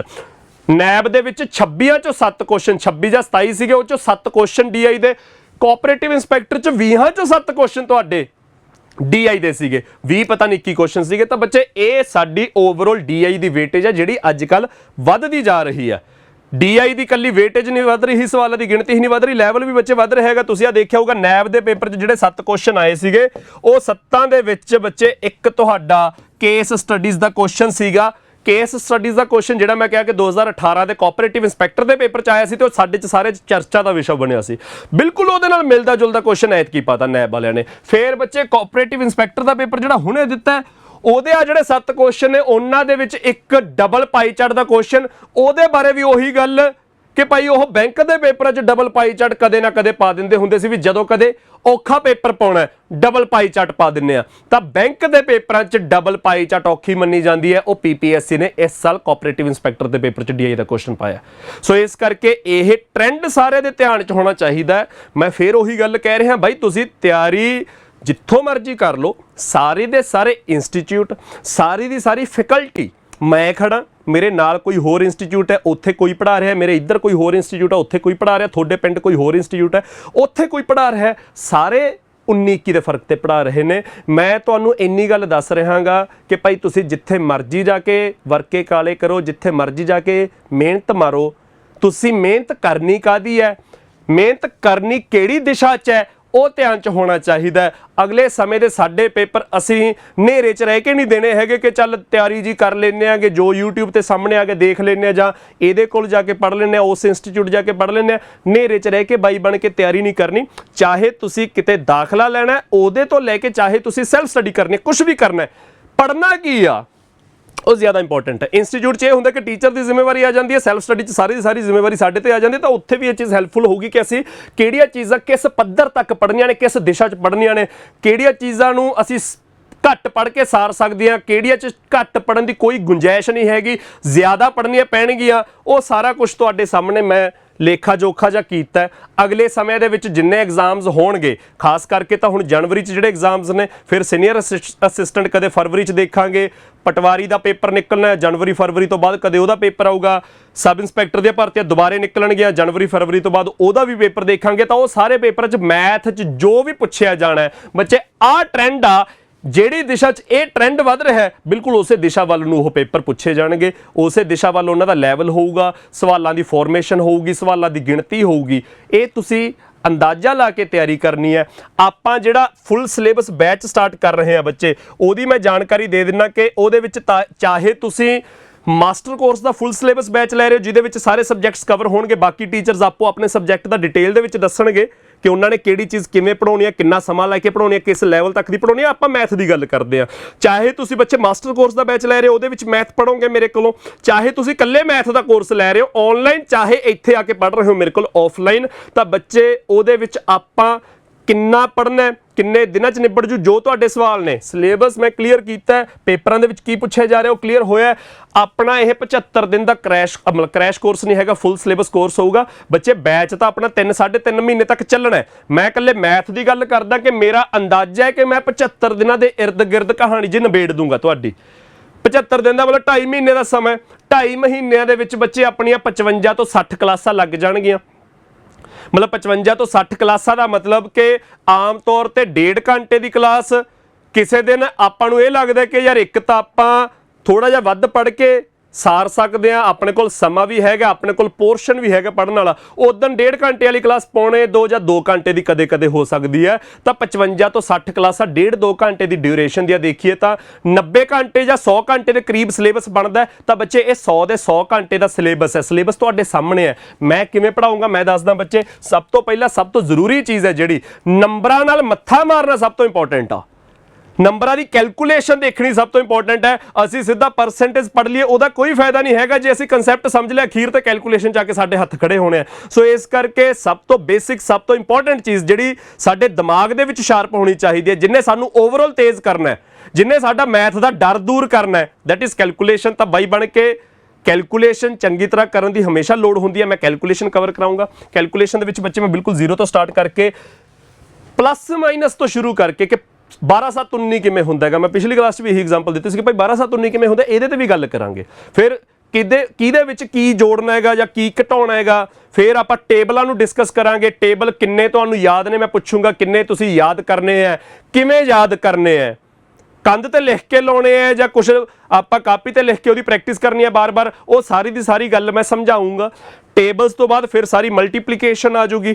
ਫਿਰ ਮਲਟੀਪਲੀਕੇਸ਼ਨ ਦੇ ਵਿੱਚ ਕਿਉਂਕਿ ਇੱਕ ਤਾਂ ਟੇਬਲਸ ਹੋ ਗਏ, ਉਹਦੇ ਸਿਰ ਤੇ ਮਲਟੀਪਲੀਕੇਸ਼ਨ ਹੋਗੀ, ਇੱਕ ਮਲਟੀਪਲੀਕੇਸ਼ਨ ਦੀਆਂ ਕੁਝ ਟ੍ਰਿਕਸ ਹੋਣਗੀਆਂ ਜਿਹੜੀਆਂ ਕਿ ਸਾਨੂੰ ਦੇਖਣ ਸਾਰ ਅੱਛਾ ਇਹਦਾ ਆਨਸਰ ਆ ਬਣੂਗਾ। ਉਹ ਸਾਰੀਆਂ ਟ੍ਰਿਕਸ ਡਿਸਕਸ ਕਰਾਂਗੇ। ਸਕੁਅਰਸ, ਸਕੁਅਰ ਰੂਟਸ ਹੋ ਗਏ, ਕਿਊਬਸ, ਕਿਊਬ ਰੂਟਸ ਹੋ ਗਏ, ਮਤਲਬ ਸਾਰੀ ਦੀ ਸਾਰੀ ਜਿਹੜੀ ਕੈਲਕੂਲੇਸ਼ਨ ਦੀ ਪਿਕਚਰ ਆ ਉਹ ਆਪਾਂ ਸ਼ੁਰੂ 'ਚ ਕਵਰ ਕਰਾਂਗੇ।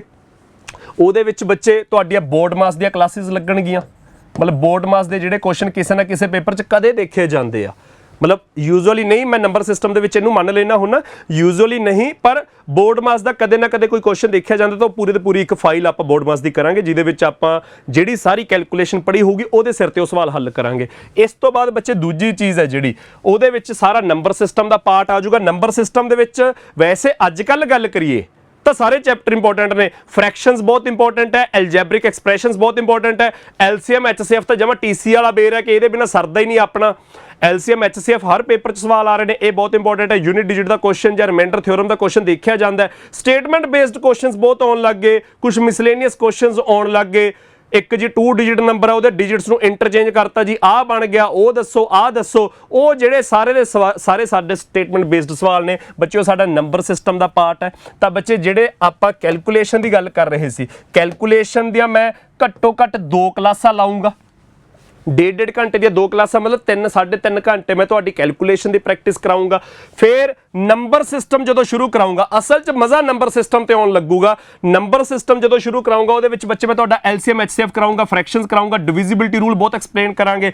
ਐਲਜੈਬਰਿਕ ਐਕਸਪ੍ਰੈਸ਼ਨਸ ਦੇ ਵਿੱਚ ਬੱਚਿਆਂ ਦਾ ਡਰ ਵੀ ਦੂਰ ਹੋਊਗਾ, ਇੰਟਰਸਟ ਵੀ ਬਣੂਗਾ। ਤਾਂ ਬੱਚੇ ਯੂਨਿਟ ਡਿਜਿਟ ਤਾਂ ਬਹੁਤ ਸਿੰਪਲ ਚੀਜ਼ ਹੈ, ਰਿਮਾਈਂਡਰ ਥਿਓਰਮ ਮੈਂ ਲਿਖ ਕੇ ਨਹੀਂ ਲੈ ਕੇ ਆਇਆ। ਤਾਂ ਆਹ ਨੰਬਰਸ ਵਾਲਾ ਜਿਹੜਾ ਸਾਰਾ ਪਾਰਟ ਸਮਝਾਂਗੇ, ਇਹ ਆਪਣੀਆਂ ਬੱਚੇ 4 ਤੋਂ 5 ਕਲਾਸਾਂ ਹੋਣਗੀਆਂ। 4 ਤੋਂ 5 ਕਲਾਸਾਂ ਮਤਲਬ 6 ਤੋਂ 8 ਘੰਟੇ ਦਾ ਸਮਾਂ ਆਪਾਂ ਇਕੱਲੇ ਨੰਬਰ ਸਿਸਟਮ ਤੇ ਲਾਵਾਂਗੇ। ਯਾਨੀ ਕਿ ਜਿੰਨਾ ਮੈਂ ਹਲੇ ਤੱਕ ਪੋਰਸ਼ਨ ਸਮਝਾਇਆ, ਜਿਹਦੇ ਵਿੱਚ ਇੱਕ ਵੀ ਚੈਪਟਰ ਨਹੀਂ ਹਲੇ ਸ਼ੁਰੂ ਕੀਤਾ, ਕੈਲਕੂਲੇਸ਼ਨ ਕਰ ਰਹੇ ਜਾਂ ਨੰਬਰ ਸਿਸਟਮ ਕਰ ਰਹੇ, 10 ਘੰਟੇ ਇਹਦੇ ਤੇ ਹੀ ਚੱਲਣਗੇ। ਤਾਂ ਆਪਣਾ ਕਰੀਬ ਹਫਤਾ ਜਾਂ ਸਵਾ ਹਫਤਾ, ਡੇਢ ਹਫਤੇ ਤੱਕ ਦਾ ਸਮਾਂ ਇਹਦੇ ਤੇ ਚੱਲੂਗਾ। ਫਿਰ ਆਪਣੇ ਇੱਕ ਇੱਕ ਕਰਕੇ ਬੱਚੇ ਚੈਪਟਰਸ ਸਟਾਰਟ ਹੋ ਜਾਣਗੇ। ਜਿਹੜੇ ਆਰਡਰ ਦੇ ਵਿੱਚ ਮੈਂ ਤੁਹਾਨੂੰ ਕਲਾਸਾਂ 'ਚ ਪੜਾਉਂਗਾ, ਮੈਂ ਉਸੇ ਆਰਡਰ ਦੇ ਵਿੱਚ ਦੱਸ ਰਿਹਾ ਕਿ ਬੱਚੇ ਕੈਲਕੂਲੇਸ਼ਨ ਕਰਕੇ ਨੰਬਰ ਸਿਸਟਮ ਦੇ ਆ ਪਾਰਟ ਕਵਰ ਕਰਾਂਗੇ। ਫਿਰ ਮੈਂ ਤੁਹਾਨੂੰ ਪਰਸੈਂਟੇਜ ਤੇ ਰੇਸ਼ੀਓ ਪ੍ਰਪੋਰਸ਼ਨ ਕਰਾਉਂਗਾ। ਬੱਚੇ 4 ਹੀ ਕਲਾਸਾਂ ਪਰਸੈਂਟੇਜ ਦੀਆਂ, 4 ਹੀ ਕਲਾਸਾਂ ਤੁਹਾਡੀਆਂ ਰੇਸ਼ੀਓ ਦੀਆਂ ਹੋਣਗੀਆਂ। ਡੇਢ ਘੰਟੇ ਦੀ ਗੱਲ ਕਰੀਏ ਤਾਂ ਬੱਚੇ 6 ਘੰਟੇ ਪਰਸੈਂਟੇਜ ਨੂੰ ਲਾਵਾਂਗੇ, 6 ਹੀ ਘੰਟੇ ਰੇਸ਼ੀਓ ਨੂੰ ਲਾਵਾਂਗੇ। ਪਰਸੈਂਟੇਜ ਦਾ ਮੈਂ ਬਿਲਕੁਲ ਬੇਸਿਕ ਦੱਸੂਗਾ ਕਿ ਭਾਈ 50% ਦੀ ਵੈਲਿਊ 1/2 ਕਿਵੇਂ ਹੁੰਦੀ ਹੈ। ਆਪਣੇ ਜਿਹੜੇ 50-50 ਬਿਸਕੁਟ ਆਉਂਦੇ ਆ, ਉਹਦਾ ਨਾਮ 50-50 ਕਿਉਂ ਹੈ? ਉਹਦੇ ਵਿੱਚ ਅੱਧੀ ਸ਼ੂਗਰ ਹੁੰਦੀ ਹੈ, ਅੱਧੀ ਸਾਲਟ ਹੁੰਦੀ ਆ, ਤਾਂ ਉਹਦਾ ਨਾਮ 50-50 ਕਿਵੇਂ ਪੈ ਗਿਆ? ਇੰਡੀਆ ਦਾ ਅਫਰੀਕਾ ਨਾਲ ਮੈਚ ਹੈ, ਇੰਡੀਆ ਜਿੱਤੂਗਾ ਕਿ ਹਾਰੂਗਾ ਯਾਰ, 50-50 ਚਾਂਸਸ ਲੱਗਦੇ ਨੇ। ਤਾਂ ਉਹ 50-50 ਦਾ ਕੀ ਮਤਲਬ ਹੈ? 16 2/3% ਦੀ ਫ੍ਰੈਕਸ਼ਨ ਹੈ ਜਿਹੜੀ 1/6 ਕਿਵੇਂ ਬਣਦੀ ਹੈ? ਕਿੰਨੀਆਂ ਪਰਸੈਂਟ ਵੈਲਿਊਜ਼ ਨੇ ਜਿਨ੍ਹਾਂ ਦੀਆਂ ਫ੍ਰੈਕਸ਼ਨਸ ਯਾਦ ਕਰਨੀਆਂ ਨੇ, ਫਿਰ ਉਹਨਾਂ ਨੂੰ ਪੇਪਰ ਦੇ ਵਿੱਚ ਯੂਜ਼ ਕਿਵੇਂ ਕਰਨਾ ਹੈਗਾ, ਕਿਹੋ ਜਿਹੇ ਸਵਾਲ ਬਣ ਸਕਦੇ ਨੇ। ਉਹਦੇ ਵਿੱਚ ਸਕਸੈਸਿਵ ਇਨਕਰੀਜ਼ ਆ ਜਾਂਦਾ, ਉਹਦੇ ਵਿੱਚ ਤਮਾਮ ਤਰ੍ਹਾਂ ਦੇ ਜਿਹੜੇ ਸਵਾਲ ਆ ਜਾਂਦੇ ਆ, ਉਹ ਪਰਸੈਂਟੇਜ ਦੇ 6 ਘੰਟੇ ਦੇ ਵਿੱਚ ਕਵਰ ਹੋਣਗੇ। ਇਸੇ ਤਰ੍ਹਾਂ ਹੀ ਰੇਸ਼ੀਓ ਦੇ ਸਾਰੇ ਫੰਕਸ਼ਨਸ ਕਰਾਂਗੇ। ਉਹਦੀ ਵੀ 6 ਘੰਟੇ ਦੀ 4 ਕਲਾਸਾਂ, ਡੇਢ ਘੰਟੇ ਦੇ ਹਿਸਾਬ ਨਾਲ 6 ਘੰਟੇ ਬਣ ਗਏ। ਤਾਂ ਇਹ ਕਲਾਸਾਂ ਹੋਣਗੀਆਂ। ਇਸ ਤੋਂ ਬਾਅਦ ਬੱਚੇ ਏਜਿਸ ਤੇ ਪਾਰਟਨਰਸ਼ਿਪ, ਪੂਰੇ ਸਿਲੇਬਸ ਦੀ ਗੱਲ ਕਰੀਏ ਤਾਂ ਇਹ ਸਾਡੇ 2 ਮਾਸੂਮ ਜੇ ਚੈਪਟਰ ਨੇਗੇ, ਹਲਕੇ ਚੈਪਟਰ ਨੇ, ਪਰ ਇਹਦੇ ਵਿੱਚ ਮੈਂ ਕੁੱਲ ਮਿਲਾ ਕੇ ਬੱਚੇ ਤੁਹਾਡਾ 4 ਘੰਟੇ ਦਾ ਸਮਾਂ ਲਊਂਗਾ। ਤਾਂ 3 ਕਲਾਸਾਂ ਲਊਂਗਾ, 4.5 ਘੰਟੇ ਬਣ ਗਏ। ਮੈਂ 3 ਘੰਟੇ ਨਹੀਂ ਲਿਖ ਰਿਹਾ ਬੱਚਿਆ, ਕਿਤੇ ਵੀ ਘੰਟੇ ਨਹੀਂ ਲਿਖੇ। ਇਹ ਹਰ ਜਗ੍ਹਾ ਕਲਾਸਾਂ ਲਿਖੀਆਂ ਨੇ ਜੋ ਕਿ 1.5 ਘੰਟੇ ਦੀ ਡਿਊਰੇਸ਼ਨ 'ਚ ਨੇ, ਕਿਤੇ 2 ਘੰਟੇ ਦੀ ਵੀ ਡਿਊਰੇਸ਼ਨ ਹੋ ਸਕਦੀ ਹੈ। ਤਾਂ ਬੱਚੇ ਇਹ 3 ਕਲਾਸਾਂ ਯਾਨੀ ਕਿ 4.5 ਘੰਟੇ ਦੇ ਵਿੱਚ 2 ਘੰਟੇ ਦਾ ਏਜਿਸ, 2 ਘੰਟੇ ਦਾ ਪਾਰਟਨਰਸ਼ਿਪ, ਥੋੜਾ ਬਹੁਤ ਉੱਤੇ, ਤਾਂ 1.5 ਕਲਾਸ ਆਪਣਾ 4.5 ਘੰਟੇ 3 ਕਲਾਸਾਂ ਬਣ ਜਾਣਗੀਆਂ। ਤਾਂ ਬੱਚੇ ਇਸ ਤੋਂ ਬਾਅਦ ਸਿੰਪਲ ਇੰਟਰਸਟ ਤੇ ਕੰਪਾਊਂਡ ਇੰਟਰਸਟ, ਮਤਲਬ ਇਹਨਾਂ ਦੇ ਵਿੱਚੋਂ ਕੁੱਲ ਮਿਲਾ ਕੇ ਦੋਨਾਂ ਚੈਪਟਰ ਜੋ ਦੇਖੀਏ ਤਾਂ ਸਾਡੇ 3-3 4-4 ਕੁਐਸਚਨ ਹਰ ਇੱਕ ਪੇਪਰ 'ਚ ਆਏ ਨੇ। ਆਪਾਂ ਹੁਣ ਡਿਸਕਸ ਕੀਤਾ ਹੈ। ਸਿੰਪਲ ਇੰਟਰਸਟ ਆਪਣੇ ਆਪ 'ਚ ਮੋਡਰੇਟ ਜਿਹਾ ਚੈਪਟਰ ਹੈ, ਬਹੁਤਾ ਲੰਬਾ ਚੌੜਾ ਨਹੀਂ ਹੈਗਾ ਪਰ ਛੋਟਾ ਵੀ ਨਹੀਂ ਹੈਗਾ। ਪਰ ਕੰਪਾਊਂਡ ਇੰਟਰਸਟ ਥੋੜਾ ਜਿਹਾ ਵੈਲ ਸੈਟਲਡ ਚੈਪਟਰ ਹੈ ਕਿ ਬਹੁਤੀਆਂ ਖਿੱਲਰਵੀਆਂ ਚੀਜ਼ਾਂ ਨਹੀਂ ਕਿ ਉਹ ਅਲੱਗ ਜੀ ਚੀਜ਼ ਪੜ੍ਹਨੀ ਪੈਗੀ, ਆਹ ਅਲੱਗ ਜੀ ਚੀਜ਼ ਪੜ੍ਹਨੀ ਪੈਗੀ। ਚੀਜ਼ਾਂ ਇੱਕ ਘੇਰੇ ਜਿਹੇ 'ਚ ਪੜਾਂਗੇ ਪਰ ਬਹੁਤ ਕੁਝ ਪੜ੍ਹਨਾ ਹੈ। ਸੋ ਦੋਨੇ ਚੈਪਟਰ ਮੋਡਰੇਟ ਨੇ, ਥੋੜੇ ਜਿਹੇ ਲੈਂਥੀ ਵੀ ਹੋ ਸਕਦੇ ਨੇ। ਤਾਂ ਬੱਚੇ ਇਹਦੇ ਵਿੱਚ 3 ਕਲਾਸਾਂ ਤੁਹਾਡੀਆਂ ਸਿੰਪਲ ਇੰਟਰਸਟ ਦੀਆਂ ਲਊਂਗਾ ਮੈਂ, 3 ਕਲਾਸਾਂ ਹੀ ਤੁਹਾਡੀਆਂ ਕੰਪਾਊਂਡ ਦੀਆਂ ਲਊਂਗਾ। ਤਾਂ ਇਹ ਜਿਹੜੀਆਂ 6 ਕਲਾਸਾਂ ਨੇ, ਇਹ ਹੋ ਸਕਦਾ 5 ਕਲਾਸਾਂ 'ਚ ਸਰ ਜੇ ਸਾਡਾ, ਪਰ 6 ਕਲਾਸਾਂ ਬਣ ਸਕਦੀਆਂ ਨੇ ਇਹਦੀਆਂ। ਤਾਂ ਇਸ ਤੋਂ ਬਾਅਦ ਬੱਚੇ ਆਪਣਾ ਟਾਈਮ ਐਂਡ ਵਰਕ, ਜਿਹੜੀ ਮੈਂ ਪੂਰੀ ਫੈਮਿਲੀ ਦੱਸੀ ਸੀ ਕਿ ਮੈਨ ਵਿਮਨ ਵਾਲੇ, ਗੈਰੀਸਨ ਵਾਲੇ, ਫੂਡ ਵਾਲੇ ਕੁਐਸਚਨਸ ਨੇਗੇ, ਟਾਈਮ ਐਂਡ ਵਰਕ ਦੇ ਸਵਾਲ ਨੇ, ਪਾਈਪਸ ਐਂਡ ਸਿਸਟਮ ਆ ਜਾਂਦਾ। ਤਾਂ ਇਹ ਪੂਰੇ ਦਾ ਪੂਰਾ ਜਿਹੜਾ ਸੈੱਟ ਬਣਦਾ ਹੈਗਾ, ਇਹਦੇ ਵਿੱਚ ਬੱਚੇ ਮੈਂ 2 ਕਲਾਸਾਂ ਆਪਣੀਆਂ, 3 ਕਲਾਸਾਂ ਟਾਈਮ ਐਂਡ ਵਰਕ ਦੀਆਂ, 1 class chain rule the, 1 class pipes and system ਦੀ, 5 ਕਲਾਸਾਂ ਇਹਦੀਆਂ ਬਣਾਉਂਗਾ। ਪਰ ਉਹ 5 ਪ੍ਰੋਪਰ ਨਹੀਂ ਬਣਨੀਆਂ ਕਿ 3 1 ਤੇ 1 ਬਣ ਜੂਗੀ। ਕਿਸੇ ਨੂੰ 20-25 ਮਿੰਟ ਵੱਧ ਚਾਹੀਦੇ ਹੋਣਗੇ, ਕਿਸੇ ਦੇ 20-25 ਮਿੰਟ ਘੱਟ ਚਾਹੀਦੇ ਹੋਣਗੇ। ਤਾਂ ਇਹ ਬੱਚੇ ਮੈਂ ਤੁਹਾਡਾ 5 ਤੋਂ 6 ਕਲਾਸਾਂ ਦੇ ਵਿੱਚ ਨਿਬੇੜੂੰਗਾ, ਯਾਨੀ ਕਿ 8 ਤੋਂ 9 ਘੰਟਿਆਂ ਦੇ ਵਿੱਚ ਇਹ 5 ਕਲਾਸਾਂ 'ਚ ਨਿਬੜ ਜਾਂਦਾ ਹੈ। ਪਰ ਕਿਉਂਕਿ ਉਹ ਪੂਰਾ ਫਿੱਟ ਨਹੀਂ ਬੈਠਦਾ ਤਾਂ ਕਿਸੇ ਇੱਕ ਕਲਾਸ ਨੂੰ ਥੋੜਾ ਵੱਧ ਸਮਾਂ ਦੇਣਾ ਪੈ ਜੇ ਤਾਂ ਉਹ ਪੂਰੀ ਕਲਾਸ ਵੱਧ ਜਾਂਦੀ ਹੈ। ਸੋ ਇਸ ਕਰਕੇ 5 ਤੋਂ 6 ਕਲਾਸਾਂ ਹੋ ਸਕਦੀਆਂ ਨੇ, 7-8 ਘੰਟੇ ਜਾਂ ਵੱਧ ਤੋਂ ਵੱਧ 9 ਘੰਟੇ ਤੱਕ ਇਹ ਸਾਰੇ ਦਾ ਸਾਰਾ ਪੋਰਸ਼ਨ ਆਪਾਂ ਕਵਰ ਕਰਾਂਗੇ। ਬੱਚੇ ਇਸ ਤੋਂ ਬਾਅਦ ਜਿਹੜਾ ਆਪਣਾ ਸਿਲੇਬਸ ਹੈ, ਆਹ ਪ੍ਰੋਫਿਟ ਲੋਸ ਚੈਪਟਰ ਰਹਿ ਗਿਆ। ਬੱਚੇ ਪ੍ਰੋਫਿਟ ਲੋਸ ਚੈਪਟਰ 2 ਤੋਂ 3 ਕਲਾਸਾਂ ਦੇ ਵਿੱਚ, 2 ਕਲਾਸਾਂ ਹਮੇਸ਼ਾ ਇਹਨੂੰ ਘੱਟ ਰਹਿੰਦੀਆਂ ਹੁੰਦੀਆਂ ਨੇ। ਜਿੰਨਾ ਡਿਟੇਲ ਦੇ ਵਿੱਚ ਆਪਾਂ ਪ੍ਰੋਫਿਟ ਲੋਸ ਚੈਪਟਰ ਪੜ੍ਹਨਾ, ਮੈਂ 3 ਕਲਾਸਾਂ ਦੇ ਵਿੱਚ ਇਹ ਕਵਰ ਕਰਾਉਂਗਾ। 4.5 ਘੰਟੇ ਬਣ ਜਾਣਗੇ। ਇਹ ਬੱਚੇ ਆਪਣਾ ਪੂਰੇ ਦਾ ਪੂਰਾ ਇੱਕ ਪਾਰਟ ਆ ਗਿਆ। ਇਸ ਤੋਂ ਬਾਅਦ ਅਗਲਾ ਜਿਹੜਾ ਸਿਲੇਬਸ ਹੈ, ਸਭ ਤੋਂ ਪਹਿਲਾਂ ਐਵਰੇਜ ਚੈਪਟਰ। ਐਵਰੇਜ ਚੈਪਟਰ ਬੱਚੇ ਤੁਹਾਡੀਆਂ 2 ਕਲਾਸਾਂ, ਮਿਕਸਚਰ ਐਲੀਗੇਸ਼ਨ ਤੁਹਾਡੀਆਂ 3 ਕਲਾਸਾਂ। ਤਾਂ ਇਹ 5 ਕਲਾਸਾਂ ਦੇ ਵਿੱਚ ਐਵਰੇਜ 3 ਘੰਟੇ ਦਾ ਚੈਪਟਰ ਕਰਾ ਦੂੰਗਾ ਮੈਂ ਤੁਹਾਡਾ। ਮਿਕਸਚਰ ਐਲੀਗੇਸ਼ਨ 4 ਘੰਟੇ ਤੋਂ ਵੱਡਾ ਚੈਪਟਰ ਹੈ, 5 ਘੰਟੇ ਕਈ ਵਾਰ ਲੱਗ ਜਾਂਦੇ, ਤਾਂ 3 ਕਲਾਸਾਂ ਘੱਟੋ ਘੱਟ ਲੱਗਣਗੀਆਂ। ਤਾਂ ਇਹਨਾਂ ਦੋਨਾਂ ਦੀਆਂ 5 ਕਲਾਸਾਂ ਐਵਰੇਜ ਤੇ ਮਿਕਸਚਰ ਐਲੀਗੇਸ਼ਨ ਦੀਆਂ ਬਣਨਗੀਆਂ ਹੀ ਬਣਨਗੀਆਂ, 2 ਤੇ 3 ਉਹਦੀਆਂ ਬਣਨਗੀਆਂ। ਇਸ ਤੋਂ ਬਾਅਦ ਬੱਚੇ ਤੁਹਾਡਾ ਆ ਜਾਊਗਾ ਟਾਈਮ ਸਪੀਡ ਡਿਸਟੈਂਸ ਦਾ ਪੂਰਾ ਫੈਮਿਲੀ। ਟਾਈਮ ਸਪੀਡ ਡਿਸਟੈਂਸ, ਉਹਦੇ ਵਿੱਚ ਆਪਾਂ ਟ੍ਰੇਨਸ ਦੇ ਕੁਐਸਚਨਸ ਆਪਾਂ ਪੰਜਾਬ ਦੇ ਪੇਪਰਾਂ 'ਚ ਆਮ ਤੌਰ ਤੇ ਦੇਖਦੇ ਹਾਂ। ਹਾਈਟਸ ਐਂਡ ਡਿਸਟੈਂਸਿਸ ਆ ਜਾਂਦਾ ਹੈ, ਬੋਰਡਸ ਐਂਡ ਸਟਰੀਮਸ ਆ ਜਾਂਦਾ, ਹਾਈਟਸ ਐਂਡ ਡਿਸਟੈਂਸਿਸ ਖੈਰ ਅੱਜ ਕੱਲ੍ਹ ਪਾਉਣਾ ਬੰਦ ਕੀਤਾ ਹੋਏਗਾ, ਫਿਰ ਵੀ ਆਪਾਂ ਨਿਗਾਹ ਜੀ ਚੋਂ ਕੱਢ ਲੈਂਦੇ ਹੁੰਦੇ ਹਾਂ। ਤਾਂ ਇਹ ਪੂਰੇ ਦਾ ਪੂਰਾ ਬੱਚੇ ਤੁਹਾਡਾ 5 ਕਲਾਸਾਂ ਦਾ ਸੈੱਟ ਹੈਗਾ। ਤਾਂ ਇਹਦੇ ਵਿੱਚ ਤੁਹਾਡਾ 7 ਤੋਂ 8 ਘੰਟੇ ਦਾ ਸਮਾਂ ਲੱਗੂਗਾ, ਜਿਹਦੇ ਵਿੱਚ 1.5 ਘੰਟਾ ਟ੍ਰੇਨਸ ਨੂੰ ਲੱਗੂਗਾ, 1.5 ਹੀ ਘੰਟਾ ਤੁਹਾਡਾ ਬੋਰਡਸ ਐਂਡ ਸਟਰੀਮਸ ਨੂੰ ਲੱਗੂਗਾ। ਤਾਂ ਇੱਕ ਕਲਾਸ ਤਾਂ ਇਹਨਾਂ ਦੀ ਹੋਗੀ, 3 ਕਲਾਸਾਂ ਤੁਹਾਡੀਆਂ ਟਾਈਮ ਸਪੀਡ ਡਿਸਟੈਂਸ ਦੀਆਂ ਹੋਣਗੀਆਂ, ਤਾਂ 5 ਕਲਾਸਾਂ ਦਾ ਕਰੀਬ ਸਮਾਂ ਇਹਦੇ ਵਿੱਚ ਲੱਗੂ ਸਾਡਾ। ਇਸ ਤੋਂ ਬਾਅਦ ਬੱਚੇ ਪ੍ਰੋਬੇਬਿਲਿਟੀ ਤੇ ਪਰਮੂਟੇਸ਼ਨ ਕੰਬੀਨੇਸ਼ਨ। ਪ੍ਰੋਬੇਬਿਲਿਟੀ ਮੈਂ ਤੁਹਾਨੂੰ ਇੱਕ ਕਲਾਸ ਦੇ ਵਿੱਚ ਨਿਬੇੜ ਦੂੰਗਾ, ਪਰਮੂਟੇਸ਼ਨ ਕੰਬੀਨੇਸ਼ਨ ਕਈ ਵਾਰ ਇੱਕ ਕਲਾਸ 'ਚ ਨਹੀਂ ਨਿਬੜਦੀ ਤਾਂ ਉਹਦੀਆਂ 2 ਕਲਾਸਾਂ ਵੀ ਹੋ ਸਕਦੀਆਂ ਨੇ। ਤਾਂ ਇਹ ਬੱਚੇ ਓਵਰਆਲ ਤੁਹਾਡਾ 5 ਘੰਟੇ ਦਾ ਬਣਦਾ ਹੁੰਦਾ ਹੈਗਾ, 4 ਤੋਂ 5 ਘੰਟੇ ਦਾ। ਤਾਂ 1-2 ਕਲਾਸਾਂ ਪਰਮਿਊਟੇਸ਼ਨ ਕੰਬੀਨੇਸ਼ਨ ਦੇ, ਇੱਕ ਕਲਾਸ 'ਚ ਪ੍ਰੋਬੇਬਿਲਿਟੀ ਮੈਂ ਤੁਹਾਡੀ 1.5-2 ਘੰਟਿਆਂ ਦੇ ਵਿੱਚ ਪੇਪਰ 'ਚ ਕਰਨ ਜੋਗੀ ਸਾਰੀ ਦੀ ਸਾਰੀ ਜ਼ੀਰੋ ਤੋਂ ਲੈ ਕੇ ਸਾਰੀ ਕਰਾ ਦੂੰਗਾ ਕਿ ਜਿਹੋ ਜਿਹਾ ਮਰਜ਼ੀ ਸਵਾਲ ਆ ਜੇ ਪ੍ਰੋਬੇਬਿਲਿਟੀ ਕਰ ਸਕੀਏ, ਪਰਮਿਊਟੇਸ਼ਨ ਕੰਬੀਨੇਸ਼ਨ ਚੰਗੀ ਤਰ੍ਹਾਂ ਕਰ ਸਕੀਏ। ਇਸ ਤੋਂ ਬਾਅਦ ਅਖੀਰ ਤੇ ਬੱਚੇ ਮੈਂਸੂਰੇਸ਼ਨ 2D ਤੇ ਮੈਂਸੂਰੇਸ਼ਨ 3D। ਬੱਚੇ ਪੂਰੀ ਦੀ ਪੂਰੀ ਜਿਹੜੀ ਮੈਂਸੂਰੇਸ਼ਨ ਹੈ, ਹਾਲਾਂਕਿ ਪੰਜਾਬ ਦੇ ਪੇਪਰ 'ਚ ਮੈਂ ਹੁਣੇ ਦੱਸਿਆ ਸੀਗਾ ਕਿ ਪਿਛਲੇ ਸਾਲ ਤਾਂ ਘੱਟ ਪਾ ਰਹੇ ਸੀਗੇ, ਪਟਵਾਰੀ ਦੇ ਪੇਪਰ 'ਚ ਤਾਂ ਚਲੋ ਪੁੱਛਣੀ ਸੀਗੀ, ਕੋਆਪਰੇਟਿਵ ਬੈਂਕ ਦੇ ਪੇਪਰ 'ਚ ਸ਼ਾਇਦ ਘੱਟ ਪਾਈ ਹੈ, PPSC ਨੇ ਨਹੀਂ ਪਾਈ, ਪਰ ਬਾਕੀ ਸਾਰੇ ਪੇਪਰਾਂ ਦੇ ਵਿੱਚ ਮੈਂਸੂਰੇਸ਼ਨ ਪੁੱਛੀ ਗਈ ਹੈ। ਤਾਂ ਮੈਂਸੂਰੇਸ਼ਨ 2D ਤੇ 3D ਚਾਹੇ ਕਿਸੇ ਪੇਪਰ 'ਚ ਪੁੱਛੀ ਜਾਣੀ ਹੈ, ਚਾਹੇ ਕਿਸੇ ਪੇਪਰ 'ਚ ਨਹੀਂ ਵੀ ਪੁੱਛੀ ਜਾਣੀ, ਪਰ ਇਹ ਨਹੀਂ ਪਤਾ ਕਿ ਕੱਲ ਨੂੰ ਕਿਹੜੇ ਪੇਪਰ 'ਚ ਦੇਖਣੀ ਪੈ ਜੇ, ਤੇ ਜਿਹੜੇ ਵੀ ਪੇਪਰ 'ਚ ਮੈਂਸੂਰੇਸ਼ਨ ਦਾ ਸਵਾਲ ਕੱਲ ਨੂੰ ਆਊਗਾ ਉਹ ਕਿਸ ਲੈਵਲ ਦਾ ਕੁਐਸਚਨ ਹੋ ਸਕਦਾ। ਸੋ ਇਸ ਕਰਕੇ ਆਪਾਂ ਸਾਰੇ ਦਾ ਸਾਰਾ ਸਿਲੇਬਸ ਹੀ ਵੈਸੇ, ਪਰ ਮੈਂਸੂਰੇਸ਼ਨ ਵੀ 0 ਤੋਂ ਸ਼ੁਰੂ ਕਰਕੇ ਉਸ ਲੈਵਲ ਦੀ ਕਰਾਂਗੇ ਕਿ ਕੱਲ ਨੂੰ ਕਿਸੇ ਪੇਪਰ 'ਚ ਕੋਈ ਔਖਾ ਕੁਐਸਚਨ ਬਣ ਕੇ ਆ ਜੇ ਆਪਾਂ ਕਰ ਸਕੀਏ। ਤਾਂ ਬੱਚੇ ਮੈਂਸੂਰੇਸ਼ਨ 2D ਮੈਂ 2 ਕਲਾਸਾਂ, ਮੈਂਸੂਰੇਸ਼ਨ 3D ਮੈਂ 2 ਤੋਂ 3 ਕਲਾਸਾਂ, ਵੈਸੇ ਉੱਪਰ ਵੀ 3 ਕਲਾਸਾਂ ਬਣ ਜਾਣਗੀਆਂ ਕਿਉਂਕਿ ਆਪਾਂ ਟ੍ਰਾਇੰਗਲਸ ਤੇ ਹੀ ਬਹੁਤ ਟਾਈਮ ਵੇਸਟ ਕਰ ਦਾਂਗੇ। ਟਾਈਮ ਵੇਸਟ ਨਹੀਂ ਕਹਿ ਰਿਹਾ ਕਿ ਟ੍ਰਾਇੰਗਲਸ ਤੇ ਵੀ ਬਹੁਤ ਟਾਈਮ ਲਾ ਦਾਂਗੇ, ਉਹਦੇ ਵਿੱਚ ਇਨ ਸਰਕਲ, ਸਰਕਮ ਸਰਕਲ, ਉਹ ਸਾਰਾ ਕੁਝ ਪੜ੍ਹਨਾ। ਤਾਂ 4 ਤੋਂ 5 ਕਲਾਸਾਂ ਇਹਦੇ ਤੇ ਮੈਂ ਪੂਰਾ ਦੱਸ ਦਿੰਨਾਗਾ, 2-3 ਨਾਲ ਲਿਖੀ ਆਪਾਂ, ਜਿਵੇਂ ਮੈਂਸੂਰੇਸ਼ਨ 2D ਖਤਮ ਹੋਗੀ ਉਦੋਂ ਹੀ 3D ਸ਼ੁਰੂ ਕਰ ਸਕਦੇ ਹਾਂ। ਤਾਂ 4 ਤੋਂ 5 ਕਲਾਸਾਂ ਸਾਰੇ ਮੈਂਸੂਰੇਸ਼ਨ ਦੀਆਂ। ਮੈਂਸੂਰੇਸ਼ਨ ਦੇ ਵਿੱਚ ਆਪਾਂ ਨੂੰ ਇਹੋ ਜਿਹਾ ਕੁਝ ਨਹੀਂ ਹੈਗਾ ਕਿ ਯਾਰ ਅੱਜ ਸਵਾ ਘੰਟਾ ਆਪਣਾ ਮਤਲਬ ਅੱਧੇ ਘੰਟੇ ਦੀ ਕਲਾਸ ਦੇ ਵਿੱਚ 2D ਖਤਮ ਹੋ ਗਈ, ਹੁਣ ਕੱਲ੍ਹ ਨੂੰ 3D ਕਰਾਂਗੇ। ਤਾਂ ਮੈਂਸੂਰੇਸ਼ਨ 2D ਜਿੱਥੇ ਖਤਮ ਹੁੰਦੀ ਹੈ ਉੱਥੇ 3D ਸ਼ੁਰੂ ਕਰ ਸਕਦੇ ਹਾਂ। ਹੋਰ ਕਿਸੇ ਚੈਪਟਰ ਦੇ ਵਿੱਚ ਤਾਂ ਇਹ ਹੈ ਪਰਸੈਂਟੇਜ, ਜੇ ਕਿਸੇ ਕਲਾਸ ਦੇ ਵਿੱਚ ਆਪਾਂ ਖਤਮ ਕਰਦੇ ਹਾਂ ਤੇ ਹਲੇ ਅੱਧੇ ਪੌਣੇ ਘੰਟੇ ਦੀ ਕਲਾਸ ਪਈ ਹੈ, ਉੱਥੇ ਆਪਾਂ ਰੇਸ਼ੋ ਸਟਾਰਟ ਕਰਨ ਦੀ ਕਾਹਲੀ ਨਹੀਂ ਕਰਾਂਗੇ, ਪਰ ਮੈਂਸੂਰੇਸ਼ਨ ਦੇ ਵਿੱਚ ਕਰ ਸਕਦੇ ਕਿਉਂਕਿ ਮੈਂਸੂਰੇਸ਼ਨ 3D ਦੇ ਵਿੱਚ ਵੀ ਮੈਂ ਸਮਝਾਉਣਾ ਸ਼ੁਰੂ ਕਰੂੰਗਾ, 2D ਤੋਂ ਹੀ ਸ਼ੁਰੂ ਕਰੂੰਗਾ। ਜੁੜਦੀਆਂ ਚੀਜ਼ਾਂ ਨੇ, ਇਕੱਠਾ ਆਪਾਂ 4 ਤੋਂ 5 ਕਲਾਸਾਂ 'ਚ ਇਹਨਾਂ ਦਾ ਫਾਹਾ ਆਰਾਮ ਨਾਲ ਵੜ ਦਾਂਗੇ। ਅਗਲਾ ਕੁਐਸਚਨ, ਅਗਲਾ ਪਾਰਟ ਹੈ ਜਿਹੜਾ ਕੁਐਸਚਨ ਮੂੰਹ 'ਚੋਂ ਨਿਕਲੀ ਜਾਂਦਾ, ਪੂਰੀ ਦੀ ਪੂਰੀ ਬੱਚੇ ਜਿਹੜੀ ਆਪਣੀ DI ਆ, DI ਵੈਸੇ ਤਾਂ ਮੈਂ ਤੁਹਾਨੂੰ 10 ਤੋਂ 12 ਘੰਟਿਆਂ ਦੇ ਵਿੱਚ ਕਰਾ ਦੂੰਗਾ। 10 ਤੋਂ 12 ਘੰਟੇ ਦਾ ਭਾਵ ਹੈ ਬੱਚੇ 8 ਕਲਾਸਾਂ। 8 ਕਲਾਸਾਂ ਦੇ ਵਿੱਚ ਮੈਂ DI ਦਾ ਕੀ ਕੁਝ ਕਵਰ ਕਰਾਊਂਗਾ ਬੱਚੇ? ਡਾਟਾ ਟੇਬਲ ਕਵਰ ਕਰਾਊਂਗਾ। ਵੈਸੇ DI ਦੇ ਵਿੱਚ ਜੇ ਮੈਂ ਡਾਟਾ ਟੇਬਲ ਤੋਂ ਵੀ ਪਹਿਲਾਂ ਗੱਲ ਕਰਾਂ ਤਾਂ ਬੱਚੇ DI ਦੇ ਵਿੱਚ ਪਹਿਲਾਂ ਤਾਂ ਮੈਂ ਕੈਲਕੂਲੇਸ਼ਨਸ ਦੀ ਰਿਵੀਜ਼ਨ ਕਰਵਾਊਂਗਾ ਤੁਹਾਨੂੰ। ਕੈਲਕੂਲੇਸ਼ਨ ਤੇ ਪਰਸੈਂਟ ਰੇਸ਼ੀਓ ਦੇ ਜਿਹੜੇ ਬੇਸਿਕ ਫੰਕਸ਼ਨਸ ਨੇ, ਸਾਡੀ ਸਾਰੀ ਦੀ ਸਾਰੀ DI ਹੈ ਜਿਹੜੀ ਉਹ ਕੈਲਕੂਲੇਸ਼ਨ ਤੇ ਪਰਸੈਂਟ ਰੇਸ਼ੀਓ ਦੇ ਜਿਹੜੇ ਬੇਸਿਕ ਫੰਕਸ਼ਨ ਨੇ ਉਹਨਾਂ ਤੇ ਖੜੀ ਹੈ। ਤਾਂ ਉਹਨਾਂ ਦੀ ਮੈਂ ਰਿਵੀਜ਼ਨ ਕਰਾ ਦੂੰਗਾ ਇੱਕ ਕਲਾਸ ਦੇ ਵਿੱਚ। ਫਿਰ ਡਾਟਾ ਟੇਬਲ ਤੋਂ ਸ਼ੁਰੂ ਕਰਕੇ ਡਾਟਾ ਟੇਬਲ ਦੇ ਵਿੱਚ ਹੀ ਮੈਂ ਮਿਸਿੰਗ DI ਕਰਾਊਂਗਾ, ਕਿਉਂਕਿ ਮਿਸਿੰਗ DI ਦੇ ਜਿਹੜੇ ਸਵਾਲ ਆਉਂਦੇ ਨੇ ਉਹ ਡਾਟਾ ਟੇਬਲ ਦੇ ਵਿੱਚ ਆਉਂਦੇ ਨੇ। ਤਾਂ ਡਾਟਾ ਟੇਬਲ ਦਾ ਸਾਰਾ ਪੜ੍ਹਾ ਕੇ ਉਹਦੇ ਵਿੱਚ ਮੈਂ ਮਿਸਿੰਗ DI ਦੀ ਪ੍ਰੈਕਟਿਸ ਕਰਾਊਂਗਾ। ਫਿਰ ਬਾਰ ਗ੍ਰਾਫ, ਲਾਈਨ ਚਾਰਟ, ਪਾਈ ਚਾਰਟ 'ਚ ਮੈਂ ਡਬਲ ਪਾਈ ਚਾਰਟ ਕਰਾਊਂਗਾ। ਮਿਕਸ ਚਾਰਟ ਮੈਂ ਦੱਸਿਆ ਸੀਗਾ ਕਿ ਉੱਪਰਲੇ ਜਿਹੜੇ 4-5 ਟਾਈਪ ਨੇ ਉਹਨਾਂ ਨੂੰ ਜੋੜ ਕੇ ਮਿਕਸ ਚਾਰਟ। ਕੇਸ ਸਟੱਡੀਜ਼ ਦੇ ਵਿੱਚ ਬੱਚੇ ਮੈਂ ਵੈਨ ਡਾਇਗਰਾਮ ਵਾਲੇ ਕੁਐਸਚਨਸ ਤੇ ਬਿਨਾ ਵੈਨ ਡਾਇਗਰਾਮ ਵਾਲੇ ਕੁਐਸਚਨਸ ਉਹ ਜ਼ਰੂਰ ਕਰਾਊਂਗਾ। DI ਇਸ ਕਰਕੇ ਵੀ ਆਪਾਂ ਥੋੜੀ ਕੈੜੇ ਹੱਥੀ ਲੈਣੀ ਹੈ ਕਿ ਪੰਜਾਬ ਦੇ ਪੇਪਰਾਂ ਦਾ ਟ੍ਰੈਂਡ ਜੋ ਚੇਂਜ ਹੁੰਦਾ ਜਾ ਰਿਹਾ ਹੈ ਉਹਦੇ ਵਿੱਚ DI ਦੀ ਵੇਟੇਜ ਵੱਧ ਰਹੀ ਹੈ, ਸਵਾਲਾਂ ਦੀ ਗਿਣਤੀ ਵੀ ਵੱਧ ਗਈ, ਲੈਵਲ ਵੀ ਵੱਧ ਰਿਹਾ ਹੈਗਾ। ਸੋ ਇਸ ਕਰਕੇ DI ਨੂੰ ਆਪਾਂ ਵੈਸੇ ਹੀ ਥੋੜਾ ਲੋਡ ਨਾਲੋਂ ਵੱਧ ਸੀਰੀਅਸਲੀ ਲਵਾਂਗੇ।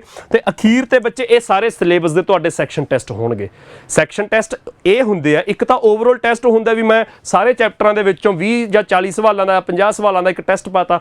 ਬੱਚੇ ਸੈਕਸ਼ਨ ਟੈਸਟ ਤੁਹਾਡੇ ਹੋਣਗੇ ਜਿਹਦੇ ਵਿੱਚ ਕਿ ਆਪਾਂ ਆਹ 2 ਚੈਪਟਰ ਕਰ ਲਏ, ਆਹ 2 ਚੈਪਟਰਾਂ ਦਾ ਵੀਕਐਂਡ ਤੇ ਟੈਸਟ ਲੈ ਲਿਆ, 3 ਚੈਪਟਰ ਕਰ ਲਏ, ਆਹ ਪੂਰੇ ਦੇ ਪੂਰੇ 3 ਚੈਪਟਰ ਇੱਕੋ ਜਿਹੇ ਨੇ, ਇਹਨਾਂ ਦਾ ਸਿਲੇਬਸ 5 ਤੋਂ 6 ਕਲਾਸਾਂ 'ਚ ਕੀਤਾ, ਇੱਕ ਕਲਾਸ ਦੇ ਵਿੱਚ ਟੈਸਟ ਲੈ ਲਿਆ। ਆਹ 3 ਚੈਪਟਰ ਇੱਕੋ ਜਿਹੇ ਨੇ, ਇਹਨਾਂ ਨੂੰ 5 ਤੋਂ 6 ਕਲਾਸਾਂ ਦੇ ਵਿੱਚ ਕੀਤਾ, ਇੱਕ ਕਲਾਸ 'ਚ ਟੈਸਟ ਲੈ ਲਿਆ। ਤਾਂ ਸੈਕਸ਼ਨ ਟੈਸਟ ਲਗਾਤਾਰ ਤੁਹਾਡੇ ਹੁੰਦੇ ਜਾਣਗੇ ਕਿ ਸਾਨੂੰ ਲੈਵਲ ਦਾ ਪਤਾ ਲੱਗਦਾ ਰਹੇ। ਇਹਦੇ ਵਿੱਚ ਡਾਊਟ ਸੈਸ਼ਨਸ ਆਫਲਾਈਨ ਵਾਲੇ ਬੱਚਿਆਂ ਨੂੰ ਤਾਂ ਇਹ ਹੋ ਜਾਊਗਾ ਕਿ ਉਹ ਜਦੋਂ ਮਰਜ਼ੀ ਡਾਊਟ ਸੈਸ਼ਨਸ ਲੈ ਸਕਦੇ ਨੇ।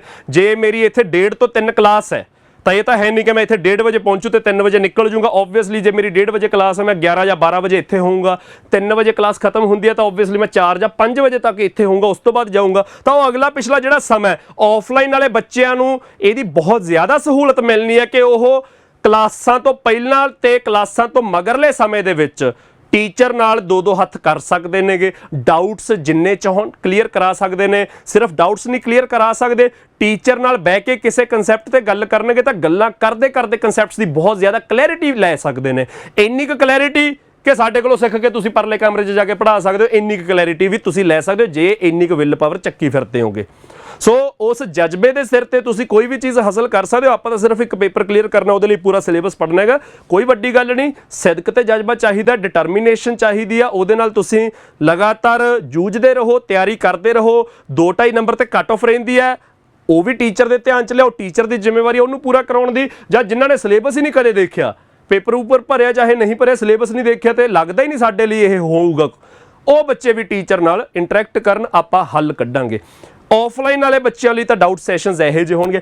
ਆਨਲਾਈਨ ਵਾਲੇ ਬੱਚਿਆਂ ਲਈ ਆਪਾਂ ਇੱਕ ਤਾਂ ਹੁੰਦਾ ਹੈਗਾ ਕਿ ਯਾਰ ਕਲਾਸ ਦਾ ਇੱਕ WhatsApp ਗਰੁੱਪ ਜੋ ਕਿ ਬਣ ਚੁੱਕਿਆ, ਜਿਹੜੇ ਬੱਚੇ ਦੀ ਐਡਮਿਸ਼ਨ ਹੋਈ ਹੈ ਉਸ WhatsApp ਗਰੁੱਪ ਦੇ ਵਿੱਚ ਸ਼ਾਮਲ ਹੋ ਚੁੱਕੇ ਨੇ। ਤਾਂ ਇੱਕ ਤਾਂ ਉਹ ਕਲਾਸ ਦਾ WhatsApp ਗਰੁੱਪ ਬਣੂਗਾ ਜਿਹਦੇ ਵਿੱਚ ਤੁਹਾਨੂੰ ਕਲਾਸਿਸ ਦੇ ਲਿੰਕ ਮਿਲਿਆ ਕਰਨਗੇ। ਜ਼ੂਮ ਤੇ ਕਲਾਸ ਹੋਣੀ ਹੈ, ਉਹਦੇ ਲਿੰਕ ਮਿਲਿਆ ਕਰਨਗੇ। ਉਹ WhatsApp ਗਰੁੱਪ ਬੱਚਿਆਂ ਲਈ ਨਹੀਂ ਓਪਨ ਹੋਊਗਾ, ਉਹਦੇ ਵਿੱਚ ਸਿਰਫ ਲਿੰਕ ਆਇਆ ਕਰਨਗੇ। ਇੱਕ ਆਪਾਂ ਪੈਰਲਲ WhatsApp ਗਰੁੱਪ ਬਣਾ ਲੈਂਦੇ ਹੁੰਦੇ ਆ, ਉਹ ਵੀ ਇੰਸਟੀਚਿਊਟ ਵੱਲੋਂ ਅਫੀਸ਼ੀਅਲ ਬਣੂ, ਉਹ ਹੋਊਗਾ ਡਾਊਟਸ ਗਰੁੱਪ। ਡਾਊਟ ਹੋਰ ਸਬਜੈਕਟਾਂ 'ਚ ਤਾਂ ਹੁੰਦੇ ਨਹੀਂ, ਅੰਗਰੇਜ਼ੀ 'ਚ ਕਾਹਦਾ ਹੀ ਡਾਊਟ, ਪਾਣੀਪਤ ਦੀ ਲੜਾਈ ਕਿਹੜੇ ਸਾਲ ਹੋਈ ਹੈ ਇਹਦੇ ਵਿੱਚ ਕਾਹਦਾ ਹੀ ਡਾਊਟ, ਰੀਜ਼ਨਿੰਗ 'ਚ ਮਾੜੇ ਮੋਟੇ ਹੁੰਦੇ, ਮੈਥ 'ਚ ਮੁੱਖ ਰੂਪ 'ਚ ਡਾਊਟਸ ਹੁੰਦੇ ਆ। ਤਾਂ ਬੱਚੇ ਮੈਥ ਦੇ ਡਾਊਟਸ ਦੇ ਲਈ ਇੱਕ ਪੂਰਾ WhatsApp ਗਰੁੱਪ ਬਣ ਜੂਗਾ, ਉਹਦੇ ਵਿੱਚ ਤੁਸੀਂ ਆਪਦੇ ਸਵਾਲ ਡਾਊਟਸ ਦੇ ਪਾ ਸਕਦੇ ਹੋ। ਸਭ ਤੋਂ ਜ਼ਿਆਦਾ ਚੰਗੀ ਤਿਆਰੀ ਕਰਨੀ ਹੈ ਤਾਂ ਦੂਜੇ ਦੇ ਡਾਊਟ ਕਲੀਅਰ ਕਰ ਸਕਦੇ ਹੋ। ਮੈਂ ਉਸ ਗਰੁੱਪ ਦੇ ਵਿੱਚ ਐਕਟਿਵ ਹੋਊਂਗਾ, ਮੈਂ ਉੱਥੇ ਓਬਵੀਅਸਲੀ ਬਾਕੀ ਬੱਚਿਆਂ ਦੇ ਡਾਊਟਸ ਕਲੀਅਰ ਕਰੂੰਗਾ। ਜੇ ਕਿਸੇ ਬੱਚੇ ਦਾ ਡਾਊਟ ਕਲੀਅਰ ਹੋ ਗਿਆ ਪਰ ਮੈਨੂੰ ਲੱਗਦਾ ਕਿ ਜਿਹੜੇ ਵੀ ਬੱਚੇ ਨੇ ਕਲੀਅਰ ਕੀਤਾ ਉਹ ਲੈਂਥੀ ਤਰੀਕੇ ਨਾਲ ਕੀਤਾ, ਮੈਂ ਸ਼ਾਰਟਕਟ ਦੱਸ ਸਕਾਂ, ਤਾਂ ਉਹ ਡਾਊਟਸ ਲਈ ਆਪਾਂ ਆਨਲਾਈਨ ਵਾਲੇ ਬੱਚਿਆਂ ਨਾਲ ਇੰਨੀ ਕੁ ਕੰਪੈਟੀਬਿਲਿਟੀ ਬਣਾ ਕੇ ਰੱਖਾਂਗੇ ਕਿ ਆਪਾਂ WhatsApp ਗਰੁੱਪ ਨੂੰ ਐਕਟਿਵ ਰੱਖਾਂਗੇ। ਤਾਂ ਇਹ ਬੱਚੇ ਪੂਰੇ ਦਾ ਪੂਰਾ ਸਿਲੇਬਸ ਹੈ ਜਿਹੜਾ ਆਪਾਂ ਨਿਬੇੜਨਾ ਹੈਗਾ। ਕਿੰਨੇ ਬਣ ਗਏ? 4 2 6 4 10 4 14 ਤੇ 9 23 23 ਤੇ 6 29 29 3 32 32 5 37 5 42 42 ਤੇ 2 44 ਤੇ 5 49 49 ਤੇ 8 57 57 3 ਸੈਕਸ਼ਨ ਟੈਸਟ ਲੈ ਲਓ 60। ਤਾਂ ਬੱਚੇ ਉਹੀ ਮੈਂ 75 ਡੇਜ਼ ਦੇ ਵਿੱਚ 60 ਦਿਨਾਂ ਦੀ ਕਲਾਸ ਦਾ ਅੰਦਾਜ਼ਾ ਲਾਇਆ ਸੀ ਵੀ 55 ਤੋਂ 60 ਦਿਨ ਦੀ ਕਲਾਸ ਹੋਊਗੀ। ਉਹ 75 ਦਿਨ ਮਤਲਬ 2.5 ਮਹੀਨੇ ਦੀ ਜਗ੍ਹਾ 15 ਦਸੰਬਰ ਦੀ ਜਗ੍ਹਾ ਜੇ 18 ਜਾਂ 22 ਦਸੰਬਰ ਨੂੰ ਖਤਮ ਹੋ ਰਿਹਾ ਹੈਗਾ, ਉਹ 25 ਦਸੰਬਰ ਨੂੰ ਕ੍ਰਿਸਮਸ ਦੇ ਨੇੜੇ ਜਾ ਕੇ, ਸ਼ਹੀਦੀ ਦਿਨਾਂ ਦੇ ਨੇੜੇ ਜਾ ਕੇ ਖਤਮ ਹੋ ਰਿਹਾ, ਤਾਂ ਕੋਈ 19 ਦਾ ਫਰਕ ਨਹੀਂ ਪੈਣ ਲੱਗਿਆ। ਅਸੀਂ ਦਸੰਬਰ 'ਚ ਉਹਨੂੰ ਖਤਮ ਕਰ ਲਾਂਗੇ। ਤਾਂ ਇਹ ਆਪਣਾ ਪੂਰੇ ਦਾ ਪੂਰਾ ਮਤਲਬ ਉਹ ਰਹੂਗਾ, ਤਰੀਕਾ ਰਹੂਗਾ, ਪੂਰੀ ਦੀ ਪੂਰੀ ਸਟ੍ਰੈਟੇਜੀ ਰਹੂਗੀ, ਇਹ ਪੂਰਾ ਆਰਡਰ ਰਹੂਗਾ ਜਿਹਦੇ ਵਿੱਚ ਆਪਾਂ ਚੀਜ਼ਾਂ ਪੜ੍ਹਨੀਆਂ ਨੇ। ਤਾਂ ਬੱਚੇ ਇਹ ਬੈਚ ਜੁਆਇਨ ਕਰਨ ਦੇ ਲਈ ਮੈਂ ਇੱਕ ਤਾਂ ਲਿੰਕ ਡਿਸਕ੍ਰਿਪਸ਼ਨ ਦੇ ਵਿੱਚ ਵੀ ਪਾਇਆ ਹੋਇਆ, ਇਸ ਵੀਡੀਓ ਦੇ ਡਿਸਕ੍ਰਿਪਸ਼ਨ 'ਚ ਤੁਸੀਂ ਲਿੰਕ ਤੋਂ ਚਾਹੇ ਤੁਸੀਂ ਫੁੱਲ ਸਿਲੇਬਸ ਬੈਚ ਲੈਣਾ ਆਨਲਾਈਨ ਜਾਂ ਆਫਲਾਈਨ ਦੀ ਵੀ ਤੁਹਾਡੇ ਕੋਲ ਸੁਵਿਧਾ ਹੈਗੀ ਆ, ਇੱਥੇ ਆ ਕੇ ਪੜ੍ਹ ਸਕਦੇ ਹੋ, ਉਹਦੀ ਰੀਸ ਨਹੀਂ ਹੈਗੀ। ਮੈਂ ਉਹਦੇ ਦੱਸਿਆ ਕੀ ਬੈਨੀਫਿਟਸ ਹੋਣਗੇ। ਫੁੱਲ ਸਿਲੇਬਸ ਬੈਚ ਲੈਣਾ ਚਾਹੁੰਦੇ ਹੋ, ਚਾਹੇ ਤੁਸੀਂ ਇਕੱਲੇ ਮੈਥ ਦਾ ਬੈਚ ਲੈਣਾ ਚਾਹੁੰਦੇ ਹੋ, ਉਹ ਵੀ ਆਨਲਾਈਨ ਜਾਂ ਆਫਲਾਈਨ, ਤਾਂ ਉਹਦਾ ਇੱਕ ਤਾਂ ਇਸ ਡਿਸਕ੍ਰਿਪਸ਼ਨ ਦੇ ਵਿੱਚ ਲਿੰਕ ਆ। ਇਹ ਬੈਚ 3 ਅਕਤੂਬਰ ਇਸੇ ਸੋਮਵਾਰ ਤੋਂ ਸ਼ੁਰੂ ਹੋ ਰਿਹਾ ਹੈਗਾ ਤੇ ਉਹਦੇ ਵਿੱਚ ਪਹਿਲੇ 3 ਦਿਨ ਦੀ ਕਲਾਸ ਸੋਮਵਾਰ, ਮੰਗਲਵਾਰ, ਬੁੱਧਵਾਰ ਦੀ ਕਲਾਸ ਬੱਚੇ ਤੁਹਾਨੂੰ ਬਿਲਕੁਲ ਫ੍ਰੀ ਆਫ ਕਾਸਟ ਮਿਲੂਗੀ। ਜਿਹੜੇ ਬੱਚਿਆਂ ਨੇ ਤਾਂ ਆਨਲਾਈਨ ਉਸ ਕਲਾਸ ਨੂੰ ਜੁਆਇਨ ਕਰਨਾ ਹੈ, ਉਹ ਸਕਸੈਸ ਟਰੀ ਦੇ ਨੰਬਰ ਤੇ ਆਪਣੇ ਵੀਡੀਓ ਦੀ ਡਿਸਕ੍ਰਿਪਸ਼ਨ 'ਚੋਂ ਨੰਬਰ ਵੀ ਮਿਲ ਜੂਗਾ 9353000041। ਉਹ ਇਸ ਵੀਡੀਓ ਦੀ ਡਿਸਕ੍ਰਿਪਸ਼ਨ 'ਚੋਂ ਨੰਬਰ ਲੈ ਕੇ ਉਸ ਨੰਬਰ ਤੇ ਇੱਕ ਵਾਰ ਜਾਣਕਾਰੀ ਦੇ ਦਿਓ ਕਿ ਅਸੀਂ ਡੈਮੋ ਕਲਾਸ ਲਾਉਣੀ ਹੈ 1 ਦਿਨ ਜਾਂ 3 ਦੇ 3 ਦਿਨ। ਉਹ ਤੁਹਾਨੂੰ ਉਸ ਕਲਾਸ ਦਾ ਲਿੰਕ ਪ੍ਰੋਵਾਈਡ ਕਰ ਦੇਣਗੇ, ਪਰ ਤੁਹਾਨੂੰ ਪਹਿਲਾਂ ਜਾਣਕਾਰੀ ਦੇਣੀ ਪਊਗੀ ਤਾਂ ਉਹਨਾਂ ਨੂੰ ਪਤਾ ਲੱਗੂਗਾ।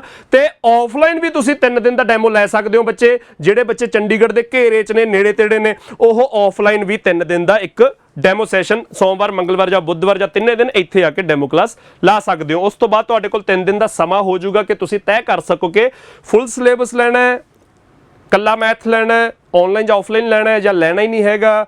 ਜਿਹੋ ਜਿਹੀ ਵੀ ਤੁਹਾਡੀ ਮਰਜ਼ੀ ਹੋਊਗੀ ਉਹ ਤੁਸੀਂ 3 ਦਿਨ ਦੀ ਡੈਮੋ ਕਲਾਸ ਤੋਂ ਬਾਅਦ ਕੁਛ ਕਲੈਰਿਟੀ ਤੋਂ ਬਾਅਦ ਡਿਸਾਈਡ ਕਰ ਸਕੋਗੇ। ਤਾਂ ਬੱਚੇ ਇਹਦੀ ਪੂਰੀ ਦੀ ਪੂਰੀ ਫੀਸ ਜੋ ਪਿਛਲੇ ਮਾਸਟਰ ਕੋਰਸ ਦੇ ਬੈਚ ਦੇ ਵਿੱਚ ਮੈਥ ਦੀ ਫੀਸ ਆਪਾਂ ਰੱਖੀ ਸੀ 999, ਇਹਦੇ ਵਿੱਚ ਵੀ ਉਹ ਆਨਲਾਈਨ ਦੀ ਫੀਸ 999 ਹੈ। ਤੇ ਜਿਹੜੇ ਬੱਚੇ ਆਫਲਾਈਨ ਜੁੜਨਾ ਚਾਹੁੰਦੇ ਨੇ ਉਹਨਾਂ ਦੀ ਫੀਸ ਬੱਚੇ 1999 ਹੈ, 2000 ਰੁਪਏ ਹੈ। ਆਨਲਾਈਨ ਪੇਮੈਂਟ ਕਰੋਗੇ ਤਾਂ 1999 ਦੀ ਪੇਮੈਂਟ ਹੋ ਜੂਗੀ। ਪੇਮੈਂਟ ਦਾ ਤਰੀਕਾ ਮੈਂ ਦੱਸ ਦਿੰਦਾ। ਚੰਡੀਗੜ੍ਹ ਜਿਹੜੇ ਬੱਚੇ ਇੱਥੇ ਆ ਕੇ ਪੜ੍ਹਨਗੇ ਉਹਦੇ ਲਈ ਐਡਰੈਸ ਮੈਂ ਦੱਸਿਆ ਹੋਇਆ ਹੈਗਾ। ਸੈਕਟਰ 25 ਦੇ ਵਿੱਚ ਜਿਹੜੀ ਦੈਨਿਕ ਭਾਸਕਰ ਵਾਲੀ ਬਿਲਡਿੰਗ ਹੈ ਸੈਕਟਰ 25D ਦੇ ਵਿੱਚ, ਭਾਸਕਰ ਵਾਲੀ ਬਿਲਡਿੰਗ ਦੇ ਫਸਟ ਫਲੋਰ ਤੇ ਹੈ। ਇਹਦੇ ਆਲੇ ਦੁਆਲੇ ਪੀਜੀ ਵਗੈਰਾ ਹੋਰ ਸਾਰੀ ਸੁਵਿਧਾ, ਧੱਕੇ ਖਾਣ ਦੀ ਲੋੜ ਨਹੀਂ ਹੈਗੀ। ਇੱਥੇ ਰਿਸੈਪਸ਼ਨ ਤੇ ਪੀਜੀ ਦੀਆਂ ਲਿਸਟਾਂ ਹੁੰਦੀਆਂ ਨੇ, ਮੁੰਡਿਆਂ ਦੇ ਪੀਜੀ, ਕੁੜੀਆਂ ਦੇ PG, with food, without food, furnished, semi furnished, ਉਹ ਪੀਜੀਜ਼ ਦੀ ਲਿਸਟ ਇੱਥੋਂ ਮਿਲ ਜੂਗੀ। ਇੱਥੇ ਬਹਿ ਕੇ ਤੁਸੀਂ ਫੋਨ ਕਰਕੇ ਸਿੱਧਾ ਆਪਦਾ ਸਮਾਨ ਰੱਖ ਸਕਦੇ ਹੋ। 2-4 ਦਿਨ ਦਾ ਕਿਸੇ ਦੋਸਤ ਕੋਲ ਸਮਾਨ ਰੱਖ ਕੇ ਲੱਭ ਸਕਦੇ ਹੋ ਜੇ ਆਪਦੀ ਮਰਜ਼ੀ ਦਾ ਲੱਭਣਾ ਹੈਗਾ ਤਾਂ। ਉਹ ਸਾਰੀ ਦੀ ਸਾਰੀ ਸੁਵਿਧਾ ਚੰਡੀਗੜ੍ਹ ਦੇ ਵਿੱਚ ਸਭ ਨੂੰ ਪਤਾ ਹੈ ਕਿ ਹੈਗੀ ਹੈ। ਇੱਥੇ ਯੂਨੀਵਰਸਿਟੀ ਇੱਥੋਂ ਅੱਧੇ ਕਿਲੋਮੀਟਰ ਤੇ ਹੈ। ਯੂਨੀਵਰਸਿਟੀ ਦੇ ਸਾਊਥ ਕੈਂਪਸ ਦੀ ਬੈਕ ਸਾਈਡ ਤੇ ਹੀ ਇਹ ਇੰਸਟੀਚਿਊਟ ਆਪਣਾ। ਪੀਜੀਆਈ ਇੱਥੋਂ 1.5-2 ਕਿਲੋਮੀਟਰ ਤੇ ਹੈਗਾ। ਤਾਂ ਸਾਰੀਆਂ ਚੀਜ਼ਾਂ ਇੱਥੋਂ ਕੱਲਾ ਲਾਂਟੇ ਦੂਰ ਹੈਗਾ, ਬਾਕੀ ਸਾਰਾ ਕੁਝ ਇਹਦੇ ਘੇਰੇ ਜੇ ਚ। ਤਾਂ ਇੱਥੇ ਪੀਜੀਆਈ ਮਤਲਬ ਪੀਜੀਆਈ ਹੋਣ ਕਰਕੇ, ਯੂਨੀਵਰਸਿਟੀ ਹੋਣ ਕਰਕੇ, ਹੋਰ ਇੰਸਟੀਚਿਊਟ ਹੋਣ ਕਰਕੇ ਇੱਥੇ ਪੀਜੀਜ਼ ਦੀ ਫੈਸਿਲਿਟੀ ਬਹੁਤ ਜ਼ਿਆਦਾ। ਸੋ ਉਹਦੀ ਫਿਕਰ ਕਰਨ ਦੀ ਲੋੜ ਨਹੀਂ ਕਿ ਰਹਿਣਾ ਪਊਗਾ, ਕਦੇ ਘਰੋਂ ਨਹੀਂ ਨਿਕਲੇ, ਮਗਰੋਂ ਘਰ ਦੇ ਕੰਮ ਕੌਣ ਸੰਭੂਗਾ। ਤਾਂ ਉਹ ਸਾਰੇ ਜਿਹੜੇ ਮਸਲੇ ਨੇ ਉਹਨਾਂ ਦਾ ਆਪਦਾ 2 ਦਿਨਾਂ ਦੇ ਵਿੱਚ ਹੱਲ ਕਰਕੇ ਕਿਹੜਾ ਸਹੁੰ ਜੀ ਖਾ ਕੇ ਚੰਡੀਗੜ੍ਹ ਆ ਜਾਓ। ਤੇ ਜਿਹੜੇ ਬੱਚੇ ਆਫਲਾਈਨ ਨਹੀਂ ਲਾਉਣਾ ਚਾਹੁੰਦੇ, ਕਿਸੇ ਵੀ ਮਜਬੂਰੀ 'ਚ ਆਨਲਾਈਨ ਹੀ ਲਾਉਣਾ, ਤਾਂ ਬੱਚੇ ਆਨਲਾਈਨ ਦੀ ਫੀਸ 999 ਹੈ ਜੋ ਪਹਿਲਾਂ ਰਹੀ ਸੀ। ਤਾਂ ਇਹਨੂੰ ਜੇ ਤੁਸੀਂ ਬੱਚੇ ਜੁਆਇਨ ਕਰਨਾ ਤਾਂ ਉਹਦੇ ਲਈ ਡਿਸਕ੍ਰਿਪਸ਼ਨ ਦੇ ਵਿੱਚ ਲਿੰਕ ਦਿੱਤਾ ਹੋਇਆ। ਡਿਸਕ੍ਰਿਪਸ਼ਨ ਦੇ ਵਿੱਚ 4 ਲਿੰਕ ਨੇ ਬੱਚੇ। ਇੱਕ ਤਾਂ ਮਾਸਟਰ ਕੋਰਸ ਦੇ ਲਿੰਕ ਨੇ, ਆਨਲਾਈਨ ਦਾ ਲਿੰਕ ਹੈ, ਫਿਰ ਮਾਸਟਰ ਕੋਰਸ ਦਾ ਹੀ ਆਫਲਾਈਨ ਦਾ ਲਿੰਕ ਹੈ। ਆਨਲਾਈਨ ਦਾ ਬੱਚੇ ਫੀਸ ਤੁਹਾਨੂੰ 3999 ਦੱਸੀ ਹੋਈ ਹੈ, ਆਫਲਾਈਨ ਦੀ ਫੀਸ ਬੱਚੇ 7999 ਦੱਸੀ ਹੋਈ ਹੈ। ਤੇ ਉਸ ਤੋਂ ਬਾਅਦ ਤੀਜੇ ਚੌਥੇ ਨੰਬਰ ਤੇ ਕੁਆਂਟੀਟਿਵ ਐਪਟੀਟਿਊਡ ਲਿਖਿਆ ਹੋਇਆ, ਮੈਥ ਦੀ ਗੱਲ ਹੈ। ਉਹਦੇ ਵਿੱਚ ਆਨਲਾਈਨ ਤੇ ਮੈਥ ਦਾ ਹੀ ਆਫਲਾਈਨ ਦੱਸਿਆ ਹੋਇਆ ਬੱਚੇ। ਉਹਦੀ ਫੀਸ, ਆਨਲਾਈਨ ਦੀ ਫੀਸ ਮੈਂ ਤੁਹਾਨੂੰ ਦੱਸਿਆ ਸਿਰਫ 999, ਸਿਰਫ 1000 ਰੁਪਏ ਹੈ। ਤੁਹਾਡਾ 2 ਵਾਰ ਦਾ ਡੋਮੀਨੋਜ਼। ਤੇ ਆਫਲਾਈਨ ਦੀ ਫੀਸ ਬੱਚੇ ਤੁਹਾਡੀ 2000 ਰੁਪਏ 1999 ਹੈ। ਤਾਂ ਇਹ ਤੁਹਾਡੀਆਂ ਫੀਸ ਜੇ ਤੁਸੀਂ ਪੇ ਕਰਨੀ ਹੈ ਤਾਂ ਪੇਮੈਂਟਸ ਦੇ ਲਿੰਕ ਨੇ ਵੀਡੀਓ ਦੇ ਡਿਸਕ੍ਰਿਪਸ਼ਨ ਦੇ ਵਿੱਚ ਹੈ। ਜਿਹੜੇ ਬੱਚੇ ਜਦੋਂ ਵੀ ਪਰਚੇਜ਼ ਕਰਨਗੇ ਬਾਈ ਬਣ ਕੇ ਆਪਣੀ ਪੇਮੈਂਟ ਦਾ ਸਕਰੀਨਸ਼ਾਟ, ਜਿਹੜਾ ਸਕਸੈਸ ਟਰੀ ਦਾ ਨੰਬਰ ਹੈ 9353000041 ਡਿਸਕ੍ਰਿਪਸ਼ਨ 'ਚ ਦਿਖ ਜੂਗਾ, ਉਸ ਨੰਬਰ ਤੇ ਬਾਈ ਬਣ ਕੇ ਸਕਰੀਨਸ਼ਾਟ ਭੇਜ ਦਿਓ, ਆਪਦੇ ਨਾਮ ਵਗੈਰਾ ਦੀ ਜਾਣਕਾਰੀ ਦੇ ਦਿਓ ਤਾਂ ਕਿ ਤੁਹਾਨੂੰ ਕਲਾਸ ਦਾ ਜਿਹੜਾ WhatsApp ਗਰੁੱਪ ਬਣਿਆ ਉਹਦੇ ਵਿੱਚ ਸ਼ਾਮਲ ਕੀਤਾ ਜਾ ਸਕੇ। ਤਾਂ ਤੁਸੀਂ ਇੰਨੀ ਕੁ ਮਿਹਨਤ ਕਰਨੀ ਹੈ।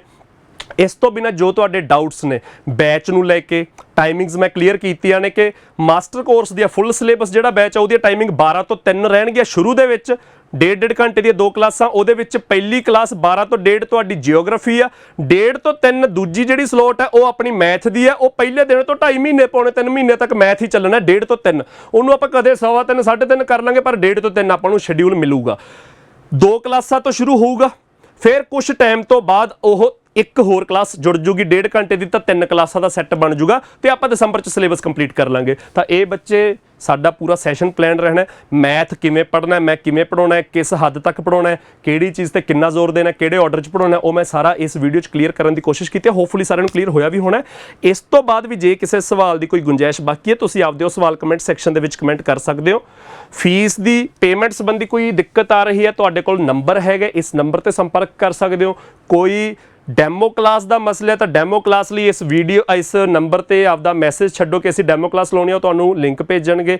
ਜਿਹੜੇ ਬੱਚਿਆਂ ਨੇ ਇੱਥੇ ਆ ਕੇ ਡੈਮੋ ਕਲਾਸ ਲਾਉਣੀ ਹੈ, ਜੋ ਕਿ ਆਲਰੇਡੀ ਇਸ 50-100 ਕਿਲੋਮੀਟਰ ਦੇ ਘੇਰੇ 'ਚ ਨੇ ਤੇ ਆ ਸਕਦੇ ਨੇ, ਉਹ ਇੱਥੇ ਆ ਕੇ ਡੈਮੋ ਕਲਾਸ ਲਾ ਸਕਦੇ ਨੇ। ਪਹਿਲੇ 3 ਦਿਨ ਦੀਆਂ ਡੈਮੋ ਕਲਾਸਿਸ ਸੋਮ, ਮੰਗਲ ਤੇ ਬੁੱਧਵਾਰ ਦੀਆਂ ਬਿਲਕੁਲ ਫ੍ਰੀ ਆਫ ਕਾਸਟ ਨੇ। ਉਦੋਂ ਤੱਕ ਦਾ ਤੁਹਾਡੇ ਕੋਲ ਸਮਾਂ ਹੋਊਗਾ ਕਿ ਤੁਸੀਂ ਟੀਚਰਸ ਨੂੰ ਮਿਲ ਲਓਗੇ।